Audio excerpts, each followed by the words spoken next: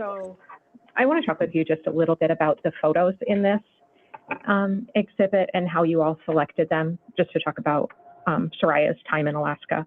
Are those all photos that you received from her from Alaska? Yes, I think the one on the left was one we got from her friend. Okay. And when you say her friend Marie? Yeah. Okay. And you talked a little bit about the Alaskan type things that Zarrius was doing, and you all had a family trip planned? Yeah. Okay. When were you supposed to be coming to Alaska? I don't remember the exact date, but my birthday's August 26th, so it was going to be before that. We were supposed to come up for a week. Okay. And who was going to join you? My husband at the time and my son. Okay. And was Zarrius looking forward to that trip? Very much so. Okay. And I think you talked yesterday, so I won't reiterate, but she was planning things to do with you all. Yes, tons of stuff. Okay. And then we talked yesterday that you met with the Anchorage police immediately upon coming to town. Did you then go to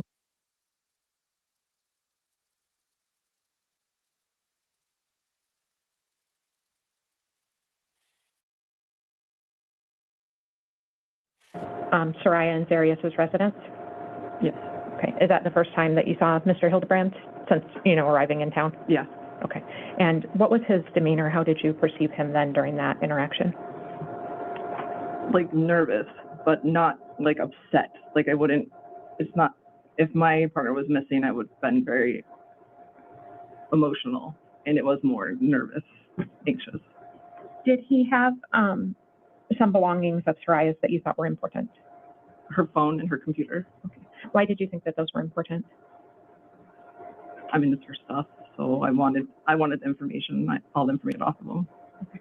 Did you end up taking those from the residence that day? Yes. How did that go? Her phone was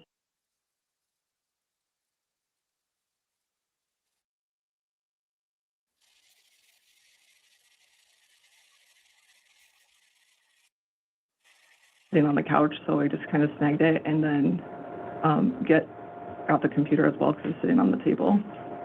Okay. Did you tell Mr. Hildabrand you were doing that?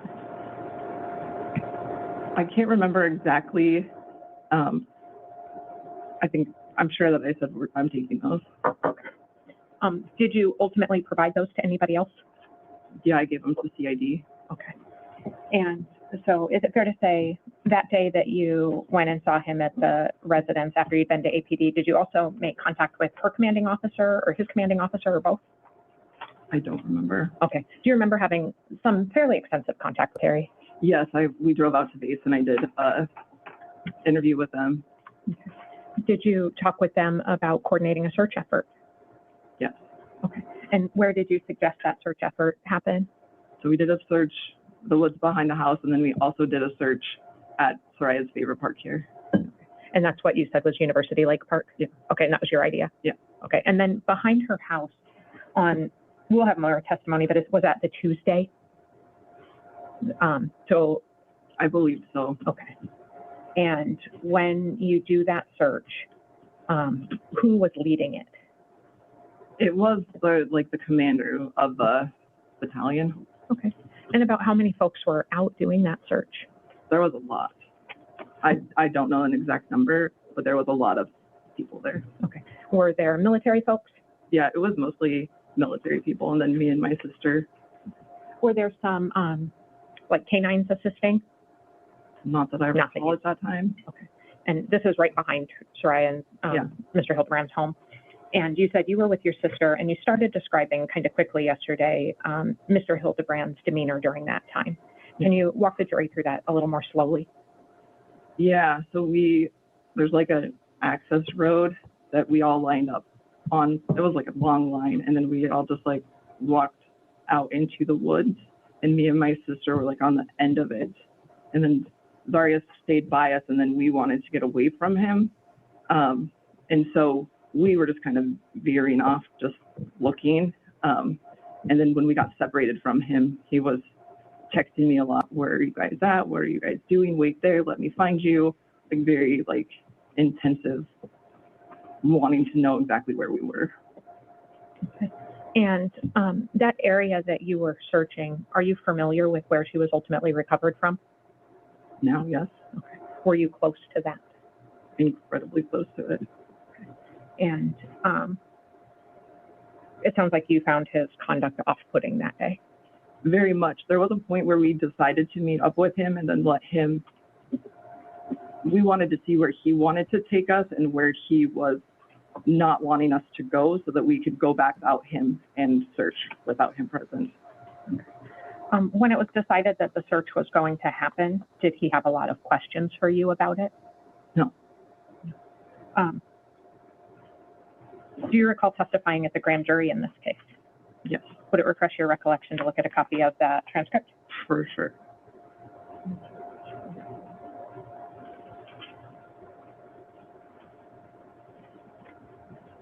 I'm going to show you just 2 pages of your testimony, starting kind of at the bottom of page 23 and page 24. Read that to yourself and then tell me if it refreshes your recollection.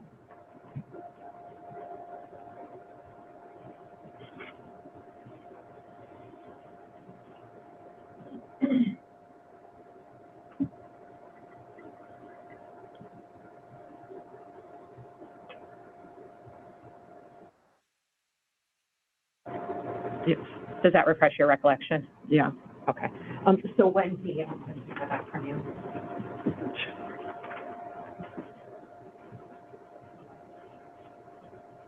When you initially informed him that there was going to be a search, how did he respond? Confused. Okay. Clarify. Just like, why are you doing that? Why would you search somewhere else? Did he have questions about who organized it? Yes. Okay. He asked me who organized it, and I said, me, I did. And was your daughter recovered and found the next day?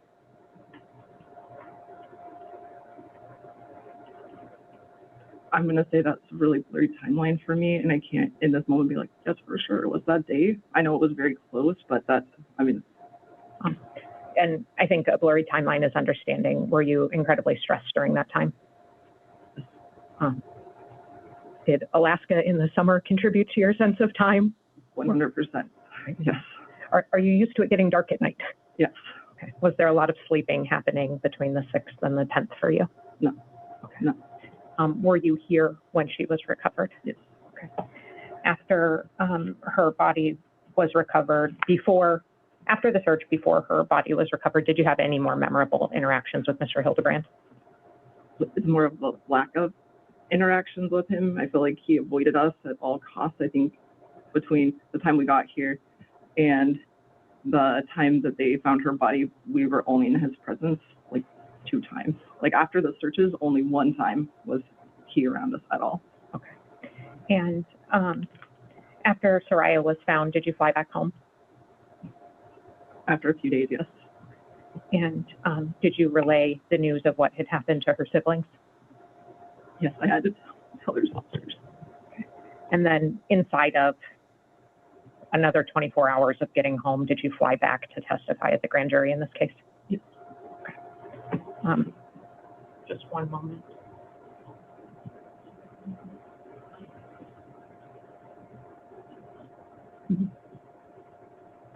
That's all the questions I have for you, Ms. Marney. Thank you. The defense has someone, sure. We don't have any questions, Sarah. Thank you. All right. Thank you. Thank you, ma'am. We're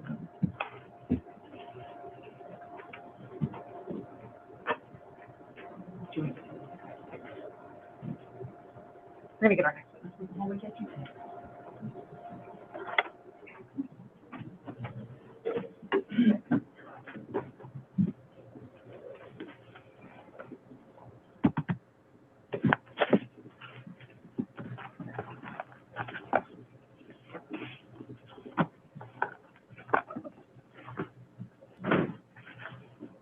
Your Honor, this is Officer Kent Zhang. Can I have you take the stand, please? Good morning, officer. Before you have a seat, if you please raise your right hand. You solemnly swear or affirm that the testimony you give in this case now before this court is true, the whole truth, and nothing but the truth. I do. Thank you. You can please state and spell your first and last name for the record? My first name is Kent, K-E-N-T. My last name is Zhang, Z-H-E-N-G. Good morning. Good morning. Can you introduce yourself to the jury? Tell them what you do for a living. I work for the Fairbanks Police Department. I am a police officer. I've been a police officer for about 4 years now. Okay. Where did you start your law enforcement career? With the Anchorage Police Department Okay. And what role did you serve at Anchorage Police Department? as a person. Just a patrol officer? Yes. Prior to becoming a police officer, what did you do? I was in the military, Okay. Army, Air Force? Army. Here or somewhere else? In Fort Wayne, up in Fairbanks. Okay. And you chose to go back there? Yes. Okay. So you're, when you were at the Anchorage Police Department on August 7th, 2023, did you have occasion to respond to a missing persons report? Yes. Okay. And was there standard protocol for missing persons reports? Yes. Can you tell the jury a little bit about that? So typically when a missing person is reported, we respond to the scene, we speak with the person reporting it, and we lead them do what we call a missing person form. And we take any information we get from that, and we try to follow the lead that we get from talking to the person who's reporting until we reach a dead end. Then we write a report about the incident, and we forward it to detectives. Okay. And is that ultimately what happened in this case? Yes. Okay. So let's start with the date and time. When did you get that report? It was about 3:30 in the afternoon. Okay. 1734, what time is that? That's 5 p.m. Do you think that is more likely accurate? Yes. Okay. So at 1734, there's a report. And did you go out to, where did you go based on that 911 report? I don't recall the exact address. Do you have a copy of your report in front of you? No, I do not. Okay. Would it refresh your recollection to look at a copy of your report? Yes. Okay. I'm going to bring him his 3-page report.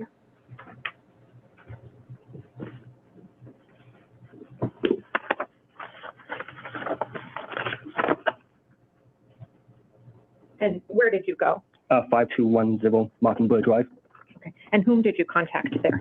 I contacted Zarrius Hildabrand. Okay. Did he have anybody else with him? Yes. Who else was with him? I don't recall her name. Okay. Was that a female? Yes. Okay. And did you ask him a series of essentially scripted questions? Yes. Okay. And what did he tell you? He's basically reporting that his wife, I hope I'm pronouncing her name right, Sarah Hildabrand is missing. Okay. And did he say how long she had been missing for? About a day at that point. Okay. When did he say she was last seen? From what I recall, he reported that 2 days prior to him reporting that she's missing, they had a party, and then the next day they woke up and she wasn't feeling well enough to drive. Neither of them were feeling well enough to drive, so she decided to walk to work. Okay. And that was the last time he'd seen her? Yes. Did you take a specific description of clothing from him? Yes. Okay. And did he say what steps he had taken to try and find her? Yes. What had he done? He said he's driven around the area and he's been calling people and trying to find her. Okay. Did he say whether she had her phone with her? He said that she did not have a phone with her. Okay. And did you record that contact with him? I did. Okay. And did you have a fairly newly issued at that point body-worn camera? No. Okay. How were you recording? The body camera came after this. Okay. But we have this app on our phone called Axon. Okay. It records, we use that to record audio. And once it records, it can't be deleted or altered until it's uploaded. Have you reviewed that audio? Yes. And is it a true and accurate reflection of your contact with Mr. Hildabrand that day? Yes. Okay. Is it, I suggested body-worn camera because is it in a pocket? Where were you holding your phone? My phone is in a phone carrier on my vest. Okay. Is there, fair to say, a fair amount of disturbance in the audio? Yes, unfortunately. Okay. It captures whenever I move around. Okay. Can you still hear what you're saying and what Mr. Hildabrand's saying? Yes. But the jurors might have to listen pretty carefully? Yes. Okay. I'd move at this point for the admission of what I've marked as State's Exhibit 4, his contact. Any objection? No, May I publish Sorry, it? you said no objection? No objection to that, no objection to publication, but it is rather loud. It is, Well, we'll need to adjust that. I agree. Thank you. It's admitted. You may publish. I'm going to play with the sound quality just a little Right. bit while we're doing this.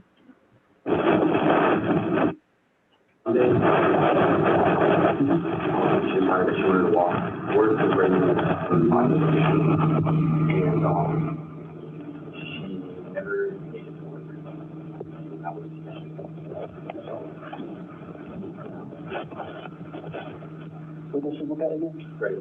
Go ahead and do that.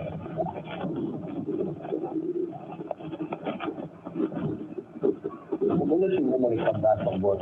You know? I picked her up on Sundays and on the only weekend.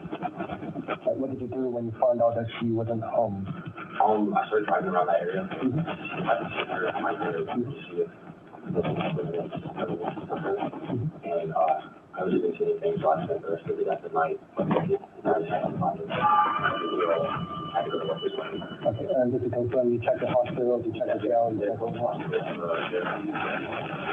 Okay, once you left anyway, I know you'll be told dispatch of this information, but things get lost in communication, it's double checking with you. It's all black. It's all black. What kind of shirt was you wearing? Black, the grass t-shirt. Black t-shirt? What pants? Black, shirt. Yeah. With the black shoes. Black shoes, okay. And shoes? Like off-brand Vans. Okay, good. You guys know where she might be, where she might go? Any friends nearby? Okay. Did you yeah, you checked the hospital, you told her, okay. Nice. You guys were out safe in the military? You guys were out safe on the military? Yes, well, I'm not in the military. Is she in the military? She was not part of it. Okay. Have you informed her chain of command? Not yet. Okay. That'd be a good idea. Gary's got more people out there looking for her. So I'm going to go through this list with you. It's going to be done, and some of it might not apply, but it's a list I have to go through. So let's question. A general question for everybody is includes a runaway from anywhere from 2 years old all the way to senior people. So, has she been missing or runaway before? No. Like that is a question. A bunch of people have a question. Some of it doesn't apply. Has she attended school nearby? No. No school? Like online school? Online school, but they're in Utah. I know you have her phone, but what's her phone number? 208. 30. 1786. 178. What's your phone number? 270. 270? 401. 401? 9695. 9695. 9695. 9695. Does she have any social media accounts? Let's look at them. Instagram, Facebook, TikTok. Are you able to give me her username for each of those? Yeah, that would be helpful. Yeah. So for Snapchat, it's SAR IA 0 underscore Dorothy O. Okay, good. And Instagram?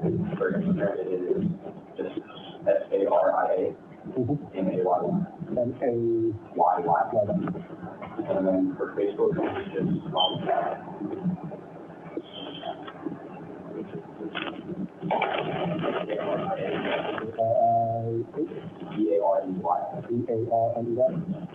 And unfortunately, I don't know Twitter. How about TikTok? TikTok is the same as Instagram.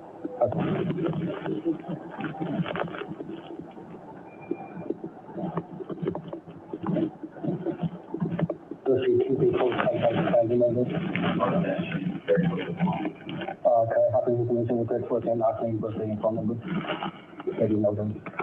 I can give you first and last name.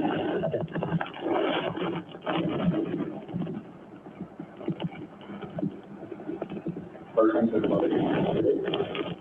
How do you spell that? MERD. MERD. ITH. And I'm going to assume it's Marty. Yeah, Yes. And what's her phone number? I do not have her mom's phone number.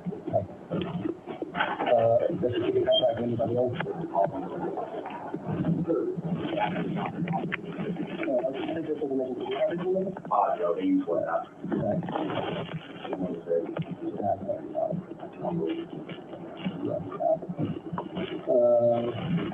Was she involved in illegal drugs or alcohol? No illegal drugs.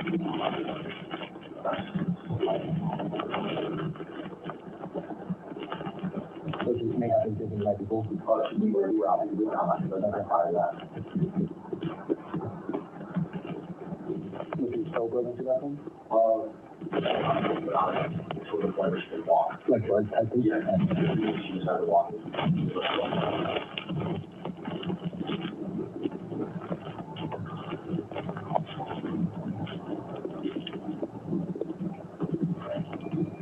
Does she have any medical illnesses or any physical health problems? Nothing? Does she wear medical alert bracelet or utilize a patient location system? Does she take any medication? No. Are there any problems that may have contributed to her being missing or running late? This is not right. Did she give you any warning that she might be gone for a while? I know that doesn't apply more to do that. Do you know where they might be from? Do you know who she might be with? Do you think she may be abducted?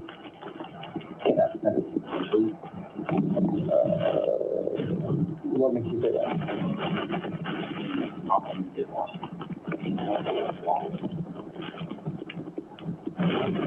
Is there any other thing? Okay. Is there anything suspicious surrounding the person's detained?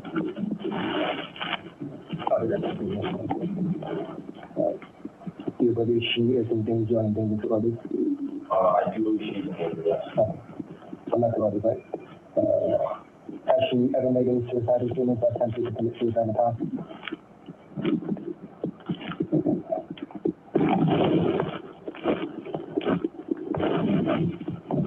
Do you have a current photo or do you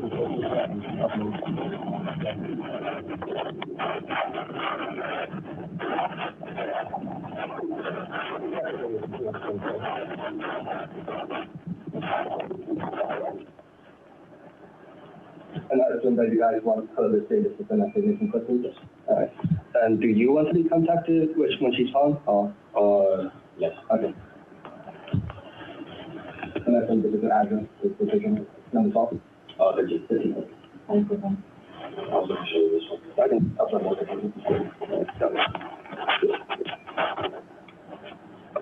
my camera question.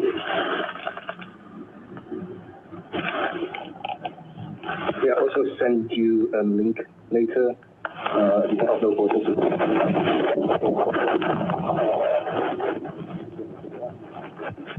Anything else I should know about her or anything like that? No, I would just like to know what's next. I will be doing my own investigation. I'll be going to hospitals, the jails. I know you already called them, but they don't always give out the most accurate information to people they don't know on the phone. So it might be they just don't tell you. Which jail did you call? So one here. Okay, females, they get transported over to Highland, not this one. I correctional. No, that's for males only. Oh, I didn't know that. Yeah, I'll call them and see. Let's see. She might go to your place, maybe? Maybe, I'm just kind of far away, but, Is it like far from here? like, 10 minutes of drive by day. The time she takes to work is through the wood area. So you just point out the map, the path to the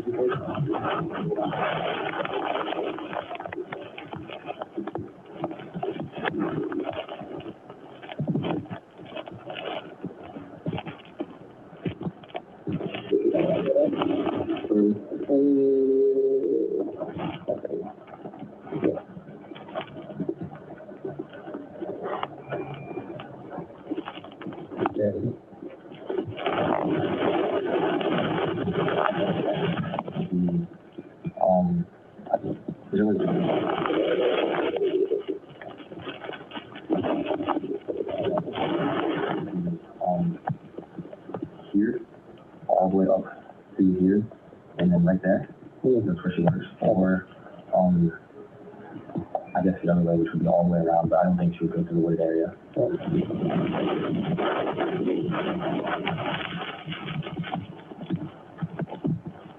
That's good, but something information for you. I know she already has a picture. What's the color of the shoe? It's dark brown. Dark brown. Like long shadow box underneath. Shadow box. Eye color? Green. Okay. How tall is it? 5'8". Any distinction marks, you said it before? Nothing. Rambling on the left leg. The words made in heaven on the right side. An eyeball on her right knee. On a snake on her. It was on her left leg or something? On her like left arm, like forearm. Okay. Yeah. Okay. There's also an eye on that side as well. Heart. That's right. Oh, these on the left arm, right? Okay. And then she has like an alien on her right arm. And then I believe she has a Mongolian words on her right arm as well.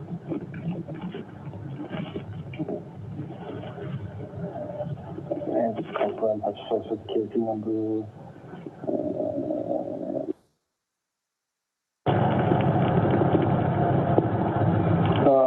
405, is that yours or hers?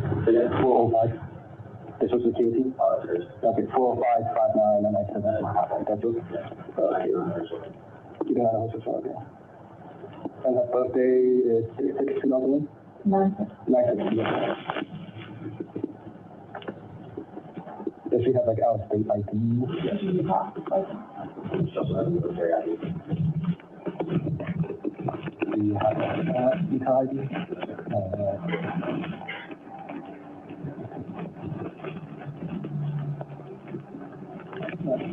Your phone closed. Check it out. Go to the hospital or something like that. If she comes back, she calls back. That way we can not that will move closer than we need to.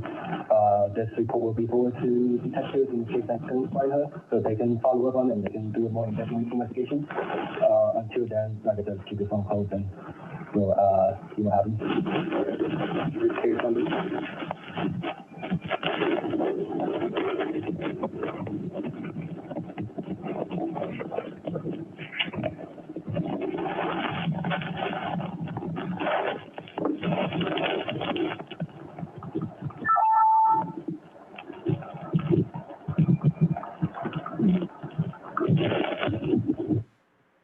Okay. Officer Zhang, there was a couple of things I just want to make sure to highlight, given the quality of that audio.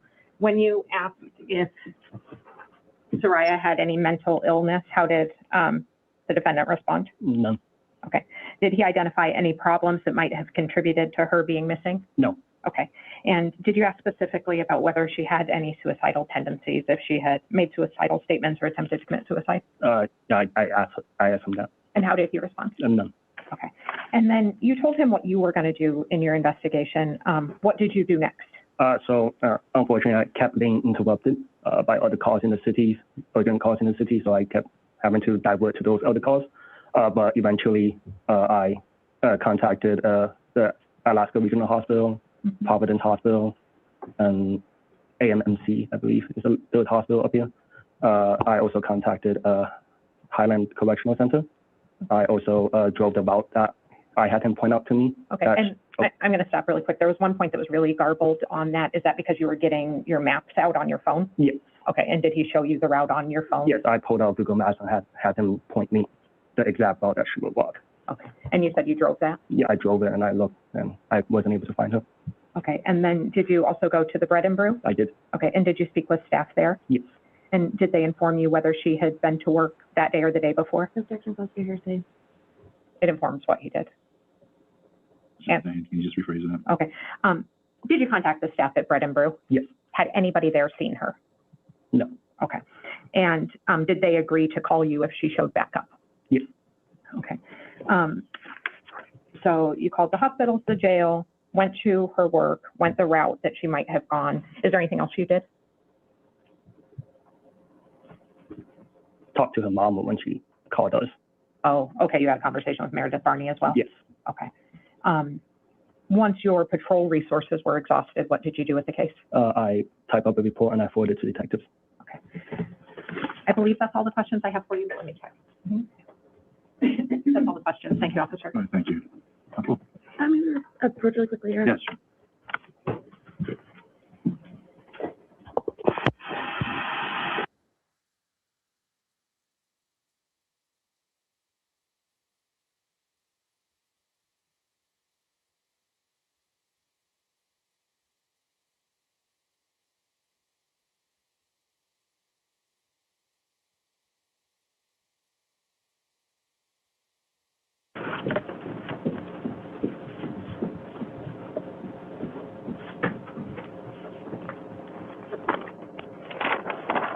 Good morning, Officer Zhang. My name is Lacey Jane Brewster. I'm Mr. Hildebrand's attorney.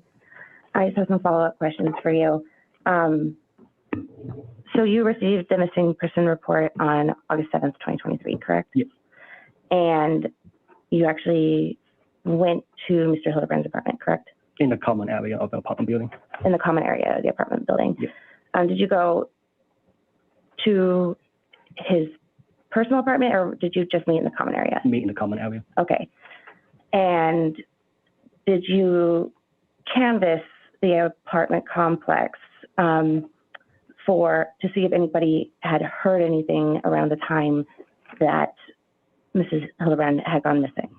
There wasn't time for that. That's the detectives. Okay, thank you. And to be clear, you were there on August 7th, 2023 at the apartment building, correct? Yes.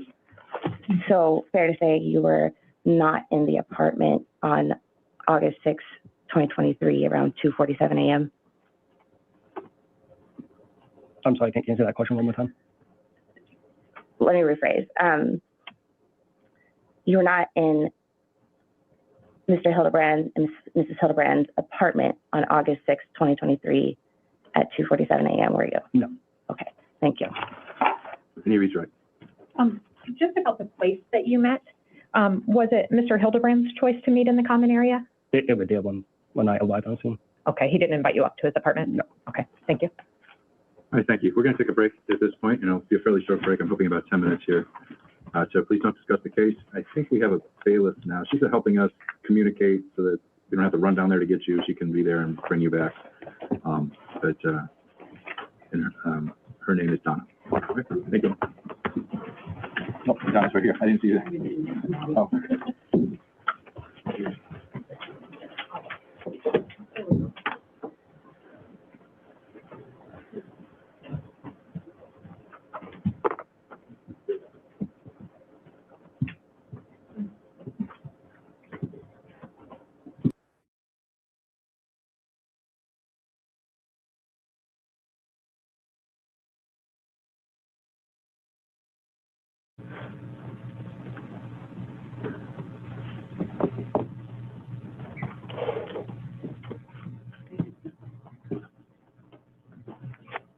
Mayor Witness, just take the stand. Sure. Yes, please.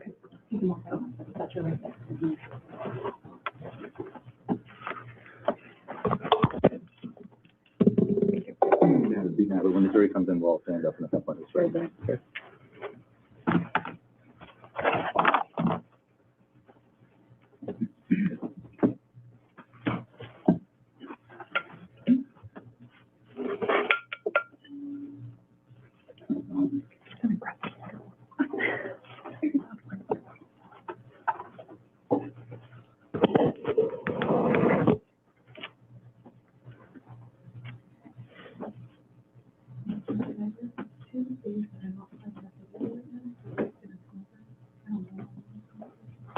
I'm sorry?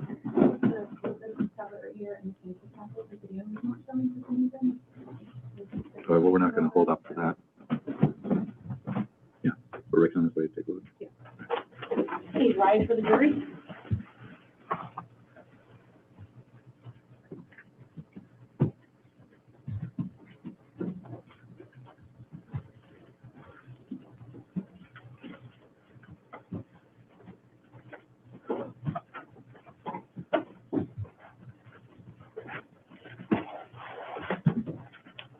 Thank you. Please be seated. Yes, Your Honor. The state calls its next witness, Kaylani Thompson. Constance, please stand. Oh. Raise your right hand, Madam Clerk. Do you solemnly swear or affirm that the testimony you'll give in this case now before this court will be the truth, the whole truth, and nothing but the truth? Yes, ma'am. Thank you. Can you please? And if you can please state and spell your first and last name for the record? Kaylani Thompson, KAYLONEETHOMPSON, Thank you, counsel. Thank you, Your Honor. What city do you currently live in? Anchorage, How long have you lived in Anchorage?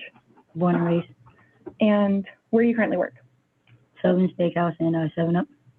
And did you previously work at Bread and Brew? Yes, ma'am. And what is Bread and Brew? Another restaurant, What area of town is it in? Tudor. How long did you work there? About a year. What time period do you recall? No, ma'am. Were you working there in August of 2023? Yes, ma'am. Were you working there that summer before? Yes, ma'am. Do you know Zarrius Hildabrand? Yes, ma'am. How do you know her? From work. And what was your relationship like at work? She was like a sister. Can you explain that a little more? We kind of spend more time with your coworkers and family, so out of little bond. And did you guys hang out outside of work or more so friends than work? No, ma'am. It was exhausting. We didn't have time. And what was she like at work? She was very sweet. She'll come help out. She'll check in on people. Always happy. Never a bad day with her. And did you ever see her on her phone? Yes, What was that like? normal. A lot of people on their phone when they get a little break. And what area did Zarrius work in? I think station 2. What is that? Station 1. It's kind of like a hard station where you put all the food together. Live in the kitchen? Oh, yeah, yes. Did you also work in the kitchen? Yes, ma'am. And when was the last time you saw Zarrius Hildabrand? Ooh, I'm not sure. Did you see her on Sunday, August 6th, 2023? No, ma'am. Did you see her the week before that at work? Yes, ma'am. And what was she like the last time you saw her? She was a little different, upset, I guess you can say, in a sense. In what way? She was just expressing herself of what happened when she went out. The previous weekend? Yeah. Was that with other people? Yes. Did she tell you if she was going out that coming weekend on Saturday, August 5th? No. Did you know if anybody else at work was going to go out? Liz was supposed to go with her, or that she was supposed to go with Liz, but didn't go. Okay. Was it also Liz's birthday? Yes. Were Liz and Zarrius close? Very close. And to be clear, when you said she was upset about having to go out, whatever happened the weekend before, that wasn't with the defendant, her husband, right? That was with someone else? Yes. And when did you expect to see Zarrius next? The next shift, and then she called out. Okay. Was that next shift Sunday, August 6th? Yes, ma'am. Oh, and then was she also set to work on Monday, August 7th? Yes, ma'am. Did you see her on Sunday, August 6th? No, ma'am. Did you hear from her at all? Did you see her on Monday, August 7th? No, ma'am. Do you know the defendant, Zarrius Hildabrand? No, ma'am. Did you ever have contact with him after Zarrius didn't show up to work? Yes, ma'am. Was that on Tuesday, August 8th? Yes, ma'am. What happened? He came into our work asking for a coworker, What coworker was that? Lex, who lived in the same building as them. And did he tell you why he wanted to talk to Lex? No, ma'am. Was anybody else with him? The mother of Zarrius, yes, ma'am. Meredith Barney here in the courtroom. Okay. Was her aunt also there? I don't believe so. And when you were talking with the defendant, I'll get to that in just a moment, did her mom or aunt seem surprised at anything you discussed with him? No.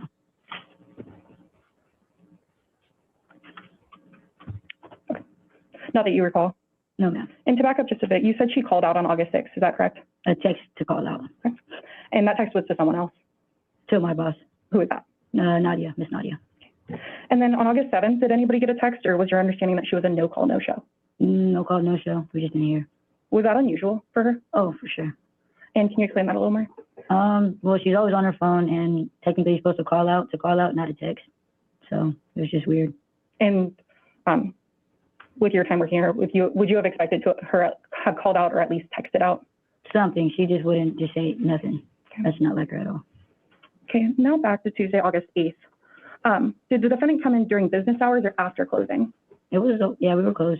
So there was no customers, only staff? Yes, ma'am. And how did that interaction go with him? I just had a gut feeling when he came in, and the questions he asked was just off. So I took upon myself to ask him questions, and his gestures were a little bit different than what I was expecting. Okay, let's break that down a little bit. So you saw him come in, you already had a bad gut feeling. What questions did he ask you that you thought were off? He didn't ask me anything. I asked him questions when he walked in. He just asked for Lex, and then from that, I asked him questions. Do you remember what you asked him? I was asking how is it that she left her phone to text the call out, and she always has her phone. So it just didn't make sense to me. What did he say to that? Nothing. He scratched his head and said he didn't know. And you talked about him, I think you said being weird or seemed nervous. Was that your testimony or something of the like? What were you observing about? And let me ask this, do you recognize him in the courtroom? Yes, ma'am. Is he sitting at counsel table on the defendant's side? Yes, ma'am. May the record reflect that she identified Zarrius Hildabrand, Your Honor? It reflects. Thank you. You said that he was scratching. Where was he scratching? Like his head, like not making eye contact, things like that. Okay. Did you see him outside of Bread and Brew at any point? No, ma'am. Did you see him in the parking lot with any of the search party with his friends? Did you see? I'm sorry, you need to answer. Oh, sorry, no, ma'am. Thank you. Sorry about that, sir. Did you see military people in the parking lot? Yes, ma'am. Was he with them? He walked like over, and then that's when I noticed all his friends were outside in the back. And when he walked over, what were they like? The whole group? They were different. It's more so like they were celebrating instead of actually like looking, which was pretty sad. And was he acting that way as well when he got to his friends? No, he just he was different. What do you mean by different? Just the vibe was different. Like he wasn't cheerful. He wasn't like, I don't know how to explain a feeling. Yeah. Those are my questions at this time. Thank you. Thank you. Ms. Fisher? No, Your Honor, thank you. All right, thank you for your testimony. Thank you, sir. Yeah. Your Honor, just for the record, can we confirm that Ms. Barney as well as Kehlani Thompson are released from their subpoenas? Yes, sir. Thank you. Release.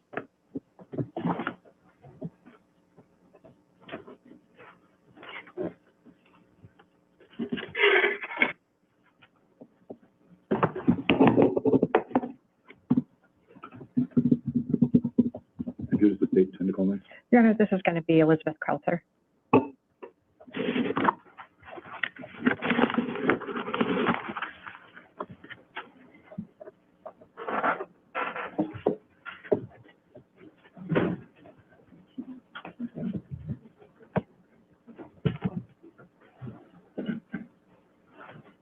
All the way up here, ma'am.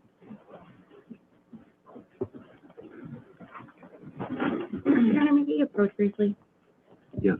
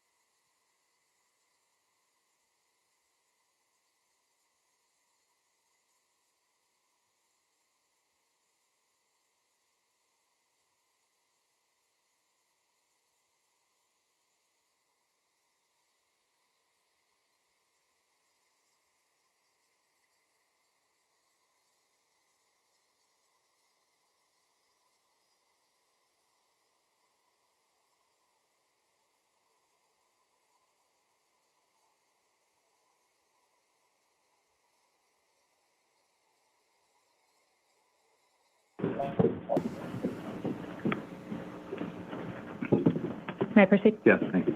Good morning, Ms. Krauser. Actually, we have not. Oh, let's swear her in. Please stand and raise your right hand. We forgot, we haven't sworn you in yet. Please stand. Raise your right hand. Madam Clerk? Do you solemnly swear or affirm that the testimony you give in this case now before the court will be the truth, the whole truth, and nothing but the truth? You can speak a little louder. Yes. Thank you. You can have a seat. And if you can please state and spell your first and last name for the record. Elizabeth Crowther, Elizabeth, Crowther, Crowther. Thank you. Counsel? Good morning, Ms. Krauser. Good morning. Thank you for being here. Can I have you introduce yourself to the jury? First of all, do you still live in Alaska? No, I live in Phoenix, Arizona right now. Okay. Did you live in Alaska in August of 2023? Yes. Where did you work then? I worked at Bread and Brew, Okay. And how long did you work at Bread and Brew? about a year. About a year? Yeah. And Bread and Brew is what kind of restaurant? It's like sandwiches and soups, and I worked in the kitchen. Okay. And did you work with a Zarrius Hildabrand? Yeah.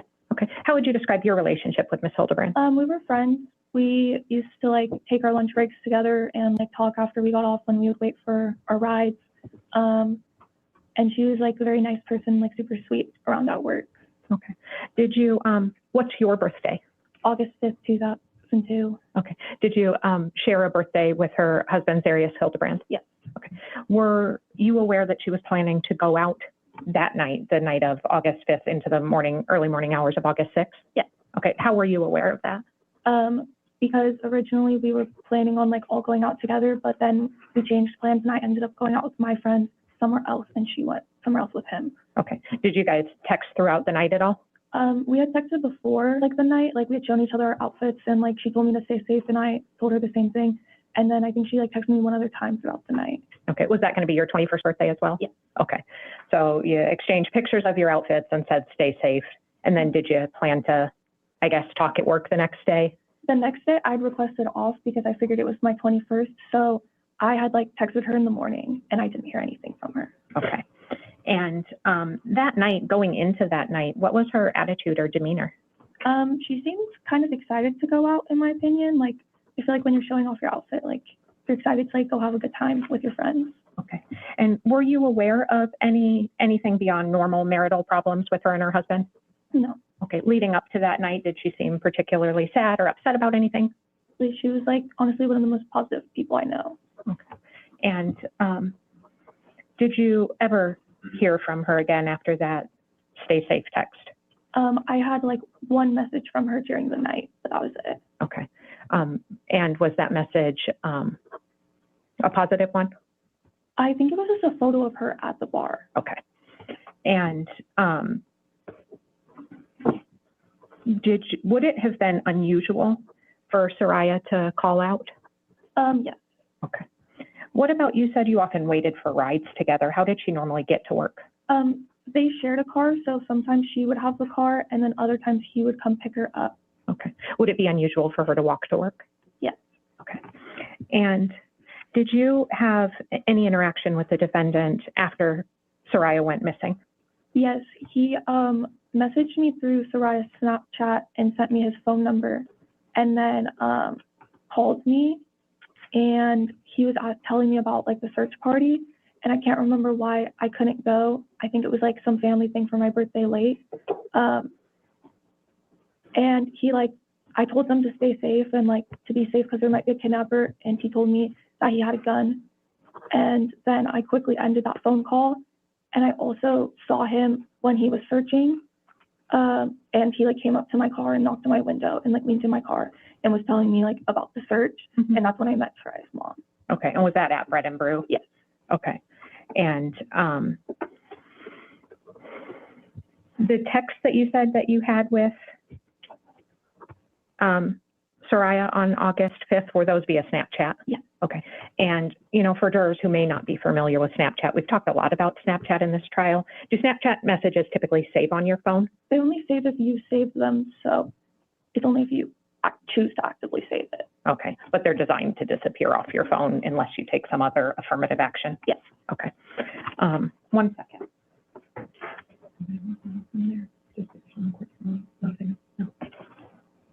I think that's all the questions I have for you. Thank you. Thank you. Ms. Richardson?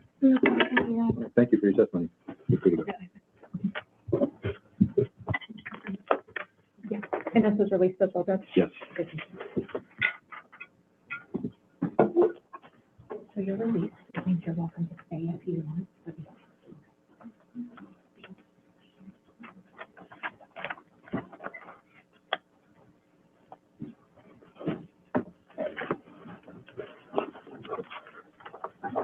Your Honor, the state's getting Isaac Calhoun.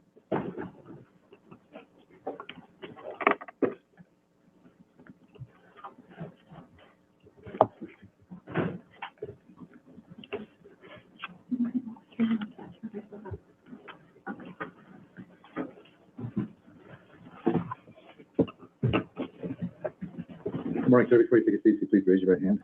Madam Do Clerk. you solemnly swear or affirm that the testimony you will give in this case now before this court will be the truth, the whole truth, and nothing but the truth? That's right. Thank you. You can be seated. If you can please state and spell your first and last name for the record. Isaac Mulholland, Isaac Mulhollan.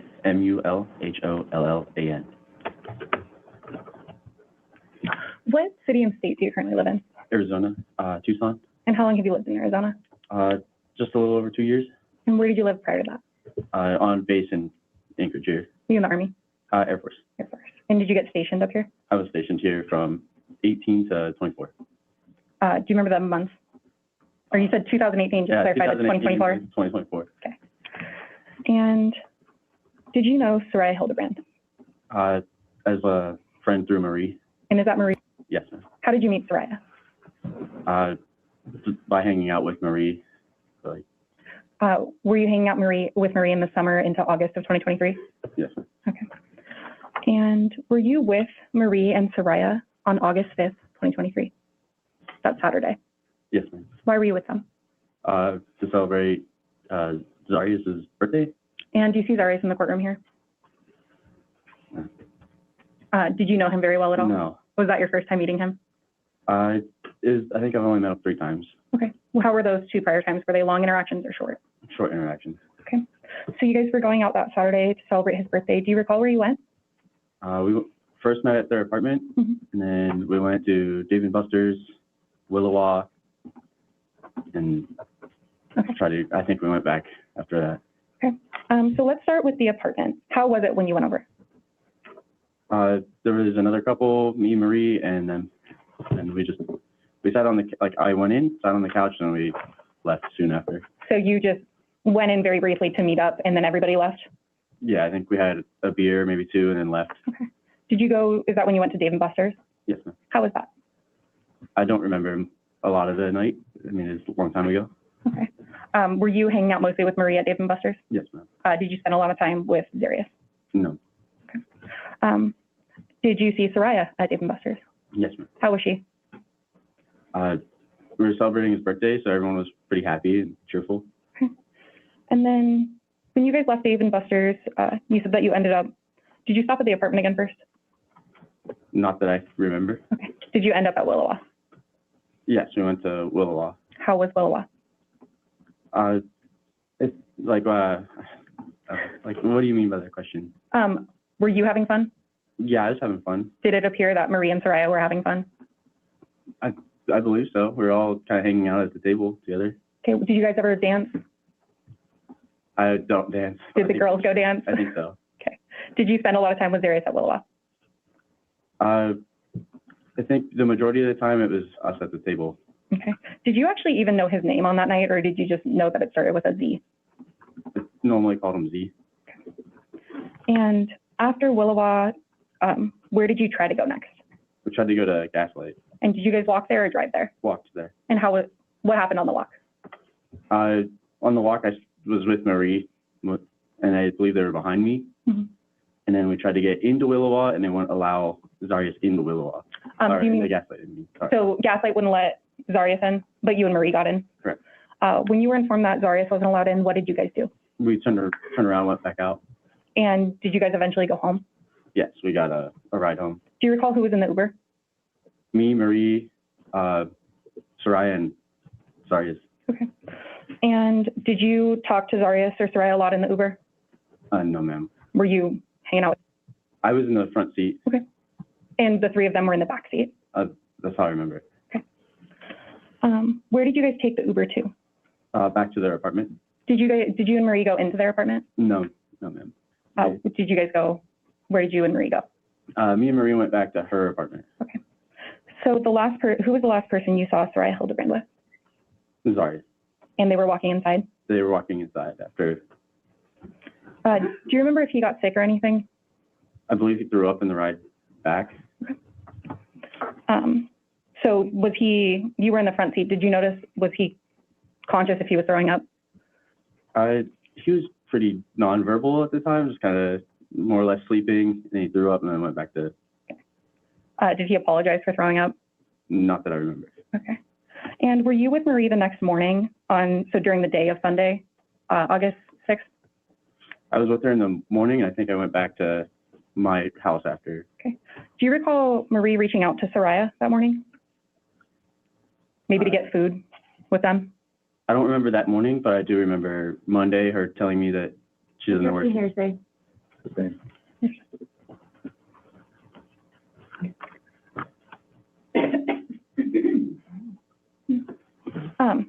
So one final question. Do you have a dog? I do. I have 2 dogs. And is one of those dogs from Alaska? Yes, ma'am. Whose dog is that? It's Lily. It's Sarai's dog.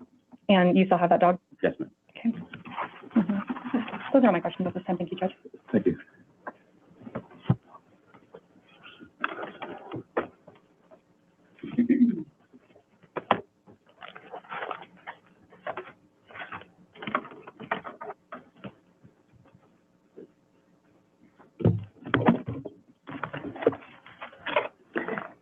Good morning, Mr. Mulholland. My name is Lucy Jane Brewster. I'm Mr. Hildebrand's attorney. Just some follow-up. So on August 5th, 2023, you were with your friend Marie, correct? Correct. And you were celebrating a gentleman named Zarrius Hildabrand's 21st birthday, correct? Correct. And you referred to the gentleman whose birthday you were celebrating. You called him Z, correct? Okay. And this was a long time ago. But the night lasted from a good 6 to 8 hours. Does that sound about right? I believe so. And the entire night seemed pretty normal, correct? Correct. Mr. Hildebrand seemed pretty normal. Yes. And you went to a few bars and ended up at the Gaslight towards the end of the night, correct? Correct. He couldn't get into the Gaslight. Mr. Z could not get in the Gaslight because he was too intoxicated. That's what I believe. You actually observed Mr. Hildebrand stumbling, and he couldn't stand up on his own towards the end of the night. Is that correct? Yes, towards the end of the night. It was like he was fine at Willowa, and then by the time we got to Gaslight, not capable of supporting himself. He was not capable of supporting himself. Do you recall who was supporting him? Soraya. Okay. And to be clear, Z was stumbling at the end of the night, correct? Correct. And he couldn't stand up on his own. Correct. And you were in the Uber that went back to Soraya and Z's apartment, correct? Correct. And at the point Ms. Z is in the Uber, fair to say that he was just completely gone. I don't understand. Okay. As far as an intoxication level and being intoxicated, would you ever use in your language the words someone being just completely gone because they're so intoxicated that they're out of it? Yeah, I'd say that he was very intoxicated at that time. Okay, it's just completely gone. Objection, counsel's testifying. Sustained. Do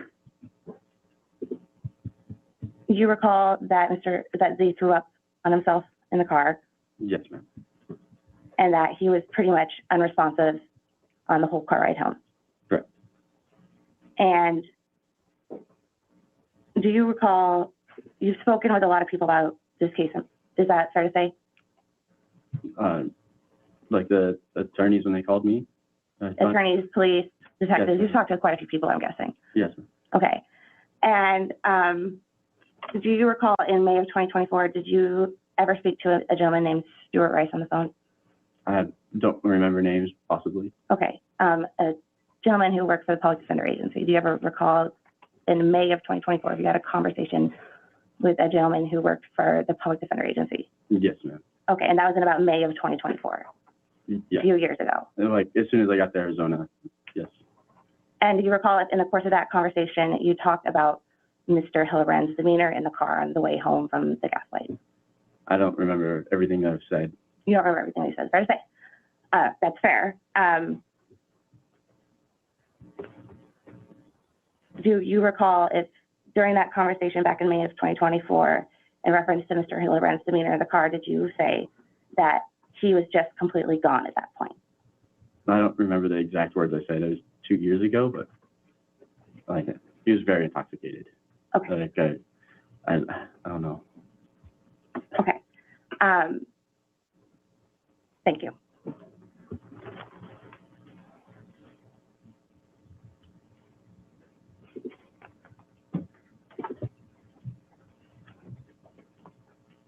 And I want to talk a little bit about the beginning of the evening on August 5th, 2023. You went to Soraya and Z's house at the beginning of the evening, correct? Correct. You went inside the apartment. Correct. You observed various things in the apartment, correct? Correct. There was a counter in the apartment. A counter in the apartment in the kitchen. Is that where the counter was?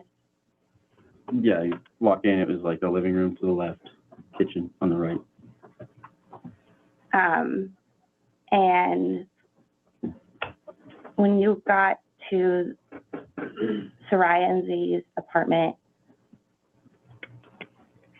in the beginning of the celebration on August 5th, 2023, do you recall what time that was? I don't remember exactly, but I think it was around like 6 or somewhere between 6 p.m. and 8 p.m., somewhere in there. And when you got there, you noticed a firearm on the counter. Yes, in the middle of the counter. Okay, it was just out there. I think he had bought it for that morning on his 21st birthday. Okay. But you saw just out on the counter, there was a firearm, correct? Correct. Okay. Thank you. That's,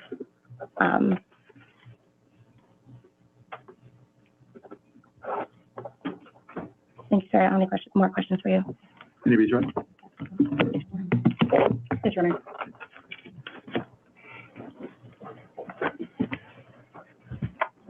So a few points. Do you recall who was the most sober when y'all were out that night? I believe it was Soraya. Was she keeping it together, helping everybody along? She was kind of keeping the whole group together. Did she seem to be in a good mindset all night, from what you recall? Yes, she seemed pretty happy. Like, even when she was in the back of the Uber and he threw up, like she was calm and, oh, it's okay, it's okay. It'll be fine. So she was still being very nice to him even when he threw up in the Uber? Yeah, she was reassuring for everybody. Okay.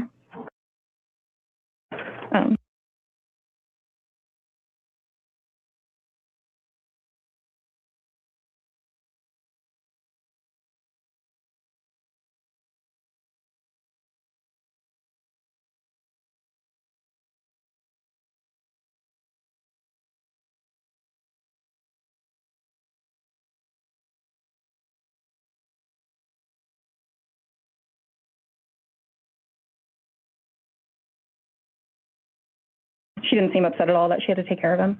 No, man. And that night when you got back to the apartment, Soraya took him inside, right? Correct. You didn't have to help her and carry him? No, she was bigger than me, like more capable of carrying him than I. She was pretty fit? Yes, ma'am. Okay. But she was able to get him in and he was able to walk with her assistance? Yes. And then you said that the defendant bought a gun that morning, from what you recall? From what I recall, there's a firearm on the counter that I believe that he bought that morning, and that's what I had told the trooper on the phone when they interviewed me the first time. The offer, or when you talked to that man? This was immediately after during the investigation portion. Okay. And then, do you remember what that gun looked like, what color it was? Just black. It was black. Did you also see a tan gun? I don't remember. Okay. Are you sure you remember that it was black then? I believe a portion of it was black, but it was 3 years ago. Completely understandable. Those are all my questions. Thank you so much. And Your Honor, just to clarify, is Mr. Mulholland released from his subpoena? Thank you, sir. Yeah. Thank you, sir. You can step down. We asked the parties to approach just briefly.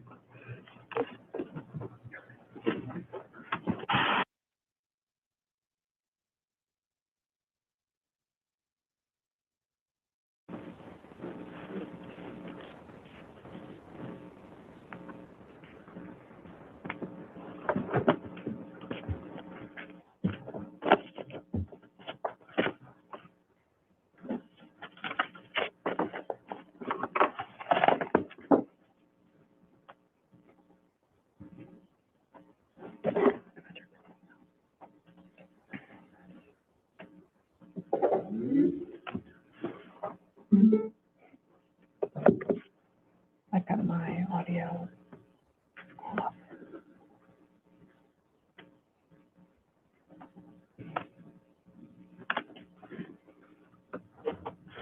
Please rise for the jury.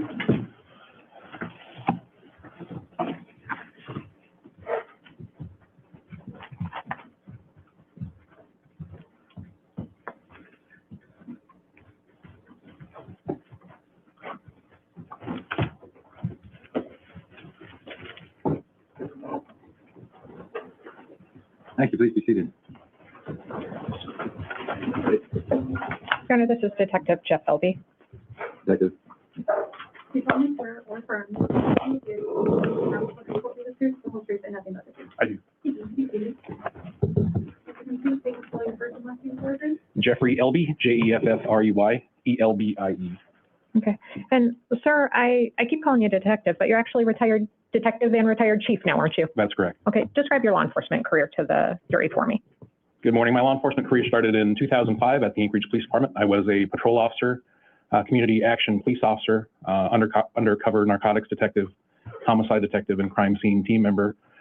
In 2024, I retired from the Anchorage Police Department, and I became the police chief at the Bristol Bay Borough Police Department in King Salmon, Alaska, serving the 3 communities of Naknek, King Salmon, and South Naknek. I retired in May of this year.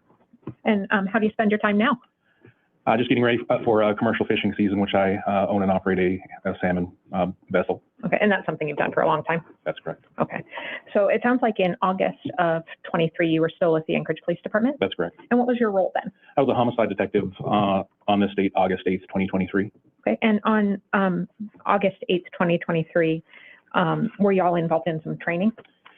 Yes, we were. The homicide team, among others, were training at the Jewel Training Center, and we were taking a course, analytic and cognitive training regarding interviews and interrogations, mainly interviews, which nonverbal cues, micro expressions on your face, that kinds of things. It was taught by Tab Cooper and Associates. And did you get called away from that training for a report of missing female potential homicide? Yes, Detective Clark at the time, who was the acting supervisor, received a call requiring assistance for a missing person. I offered to assist Detective Clark as his secondary case officer for this matter. Okay. And when you say secondary case officer, on the homicide unit, did you often function as a team? Yeah, we normally worked in twos for every incident we responded to at a minimum. The homicide unit was in charge of course, homicides, suspicious deaths, undetermined deaths, missing persons, and kidnappings. In this case, this call at the initial time that Detective Clark was called required at least a minimum of 2 persons to look into. Okay. And throughout the course of the investigation, were a number of other detectives tasked with different jobs, I guess? Yes, they were. Relative to this investigation? Yes. Okay. So on August 8th, 2023, where did you and Detective Clark respond? We responded to APD headquarters, which is right across the street, and we contacted some folks there from CID, the U.S. Army, I guess the criminal unit, Special Agent Pempek. Okay. And when you say right across the street from here, not the Jewel Lake Training Center? That's correct, right here at 716 West 4th Avenue. Okay. And did you all end up meeting with Soraya's mom that day, Meredith Barney? Yes, we did. Okay. Based on the information you learned from CID and the information you learned from Miss Barney, where did you guys head? We headed to the Mockingbird address, 5210 Mockingbird. Okay. And what happens when you get there? When we got there, we met Soraya Barney's mother and aunt at the office of the Mockingbird Apartments. We contacted them there in the office, and we later contacted Mr. Zarrius Hildabrand outside in the parking lot, eventually leading up to his apartment at 5210 Mockingbird number 13. Okay.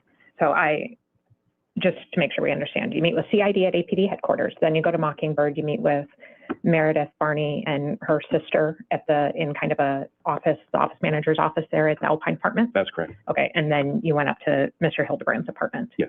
And is that the first time a detective had contacted Mr. Hildebrand? Yes. Okay, had you guys reviewed and listened to the initial 911 call and missing persons report? No, there was a slight issue with the missing persons report. I think that's kind of what generated this entire contact was Officer Freitag was the initial responder to Miss Barney, and the report had not, it's kind of a complicated process for the report writing system, is that we imagine a physical report being generated in a file cabinet. Well, that's not the case because of the internet. And so when a report is submitted by an officer, it kind of goes into a locked vault, so to speak, until that report can be approved, at which time it's then visible by persons like myself and Detective Clark. Until that report is approved, it's not viewable. And so we weren't able to review the initial report by, I think, Officer Zhang from the day before. So we were just going off of the information from, I think, computer-aided dispatch, which is APD's record-keeping software for 911 calls. Okay. And that information at least told you who was missing, what she looked like, when she had last been seen? That's correct. And who was reporting her missing? Yes. Okay. And so based on that, you go and talk to Mr. Hildebrand. Where is his apartment in that Alpine Apartments? So 5210 Mockingbird, if you're looking at a map, it is on the northwest corner of the property, closest to the Seward Highway. The closest cross street there is Alpenhorn. 5210 Mockingbird is a U-shaped complex. Mr. Hildebrand's apartment was on the east side of that U and on the second floor, number 13. I'm going to show you what's previously been identified as State's Exhibit 17. Is that building 5210? Yes, it is. Okay, and is his apartment on the short side or the long side of that It's on building? the long side. Okay. And his unit number was number 13, you said? That's correct. Okay. And when you go up there, what happened when you meet him in his apartment? The first thing I was greeted when opening the door, making contact with him in the apartment was just the odor of dogs and dog urine. And then Detective Clark and I contacted Mr. Hildebrand in the living area of the apartment next to the kitchen table and kitchen. Okay. Did you make any, at this point, you're investigating a missing person, correct? That's correct. Okay. You don't have a search warrant? No. Okay, you're there by his consent, essentially. That's correct. Okay. Are you making some just kind of general observations as a trained observer? Yes, I am. Okay, but you're not taking out photographs and documenting at this point? Not at this time, no. Okay. But what did you observe? What I observed immediately when I walked into the apartment and made a right into the living area, bedrooms are to the left, living area is to the right. Saw a mop bucket there on the kitchen table. I believe there was a couple of handguns. And then I noted a bottle of liquor and some bed sheets new in the box. And I also noted that the trash can was empty to the apartment, and it had an odor of dogs and urine. Okay. So just to pull out a couple of those things, you saw a mop bucket on the floor. Correct. On the table, there were 2 handguns? Yes. And then you said a new set of sheets? Yes. Okay. Did you note the brand on those? I did. Everyday Living, and just from growing up in the neighborhood, I knew that those came from a Kroger or a Fred Meyer. Like a Fred Meyer house brand? Correct. Or generic brand? Okay. And then you said a bottle of alcohol? Yes. and you noted the garbage can was empty. Yep. Okay. And what would you say about, how would you describe Mr. Hildebrand's demeanor? First of all, I found it very, very weird that upon first contact with him, so Mrs. Barney had communication with Mr. Hildebrand, her or the aunt did, and so Zarrius Hildabrand came over to the Mockingbird address in his vehicle. And I noted when we all met in the parking lot, it's to my understanding that this was the first time that they had physically met each other, and I noted that he didn't make eye contact with them. So I found that kind of strange. And then secondly, I noted that Mr. Hildebrand had very exaggerated movements within the apartment complex while Detective Clark was asking him questions. And he also had a very large piece of tobacco in his mouth, almost to the extreme. And, you know, he was spitting into a cup every few seconds. You know, I just found that kind of strange for any. No approach, please.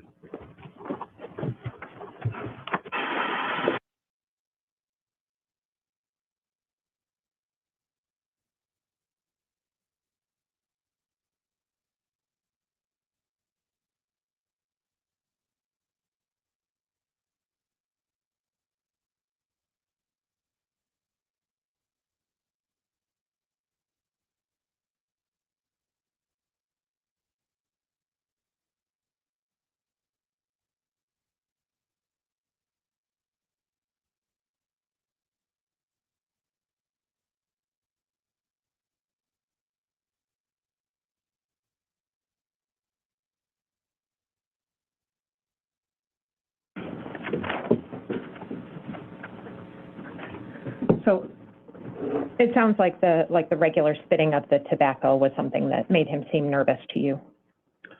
Yeah, and I'm going to move on to the, in addition to that, were you running a recorder, like an audio recorder throughout this conversation? I was running an audio recorder, yes. Okay. And did you ask for permission to, so is Detective Clark asking him questions about the missing person? That's correct. Okay. And during that time, did you ask him to maybe take a look around the apartment? Yeah, I asked him if I could look for her to make sure that she wasn't in the apartment anywhere. Okay. And did he let you do that? Yes, he did. Okay. And did you end up in the bedroom? I did. Okay. And what did you notice when you got to the bedroom? A couple of things. In the bedroom, I noted that in the bedroom vanity, there was a lack of what I consider to be women's products. Sure. I want to talk specifically about the bed itself. Yeah. So the bed was partially covered. However, it did not have a bed sheet from initial appearance. It had a white bed cover on it. Do you mean like a blanket or like a mattress? Like a mattress cover itself. And had pillows and a blanket, but there was no sheets. It was just a bed cover. Okay. Or mattress cover, rather. Yeah. And did you come out and ask Mr. Hildebrand about that? I did. Okay. Did he accompany you back to the bedroom? Yes, he did. What happened then? We asked, Detective Clark and I both asked him if we could look underneath the mattress, at which time he told us no. Okay. And did he offer an explanation for what might be under there? He just alluded to it being embarrassing for him. Okay. Like maybe there were some adult toys or something? Right. Of a sexual nature? Likely, yes. Okay. And did you offer to turn around or let him do something with those so you could look? You know, we explained to him that we're all adults here, that there's nothing to be embarrassed about. We said we would turn our backs while he moved the item to another location, although he still declined. Okay. And was the entirety of that contact recorded? Yes. Have you reviewed that audio contact from the time you walk into the door in preparation for trial today? Yes, I did. Okay. And I'm going to move to admit what's been marked as State's Exhibit 29, which is that contact, Judge. Any objection, 29? No, Your Honor. 29 is admitted. And you publish.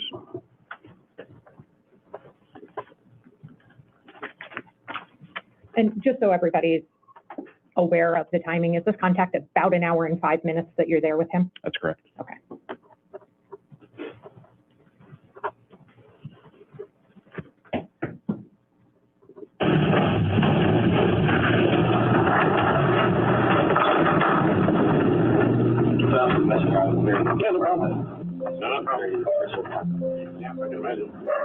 Oh, Lily. And just to pause really quick, you heard a female say, "Oh, that's Lily." Was Meredith Barney with you all as you went up to the apartment? Mrs. Barney, as well as her sister, were there, present in the living room, seated on the couch at that time. For a portion of this contact, they had taken the dog out for a walk. Okay, and will you hear that on the audio when they basically offer to leave? Yes. Okay.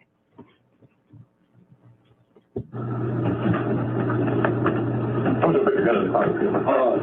Yeah, that's fine.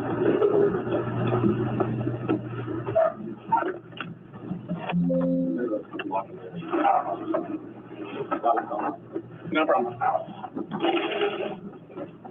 Work out, we get over time.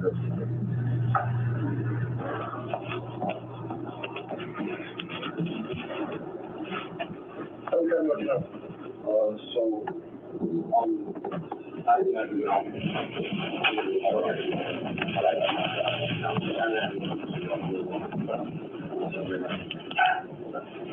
Next morning on Sunday, we woke up and we were sort of kind of like buzzed a little bit. Not like But I had to get home from Louisville. 1:30. Ron said you went to Dave Buster's or something. Yeah, we were to do much around 10. We were to You left Dave Buster's 2200, went to another one, you said? came back here. Okay. We gathered people, everyone, and then we left for, What time did you go? I was about 10:30.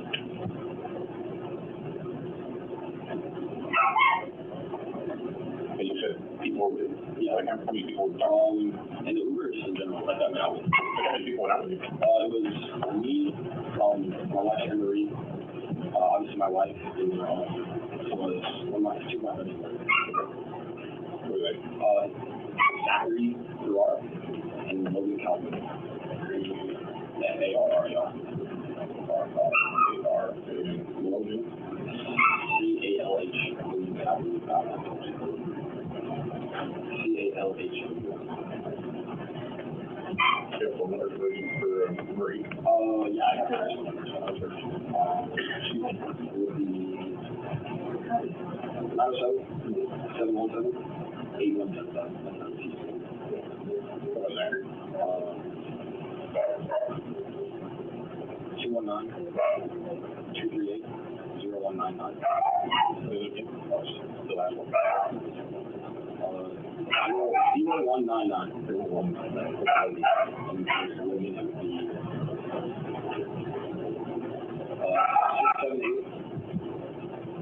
Yep, 899. And you guys have a Uber? So, me, Marie, and my wife moved back here, and then we went for our Uber and Busters to, And how do you get a roll off?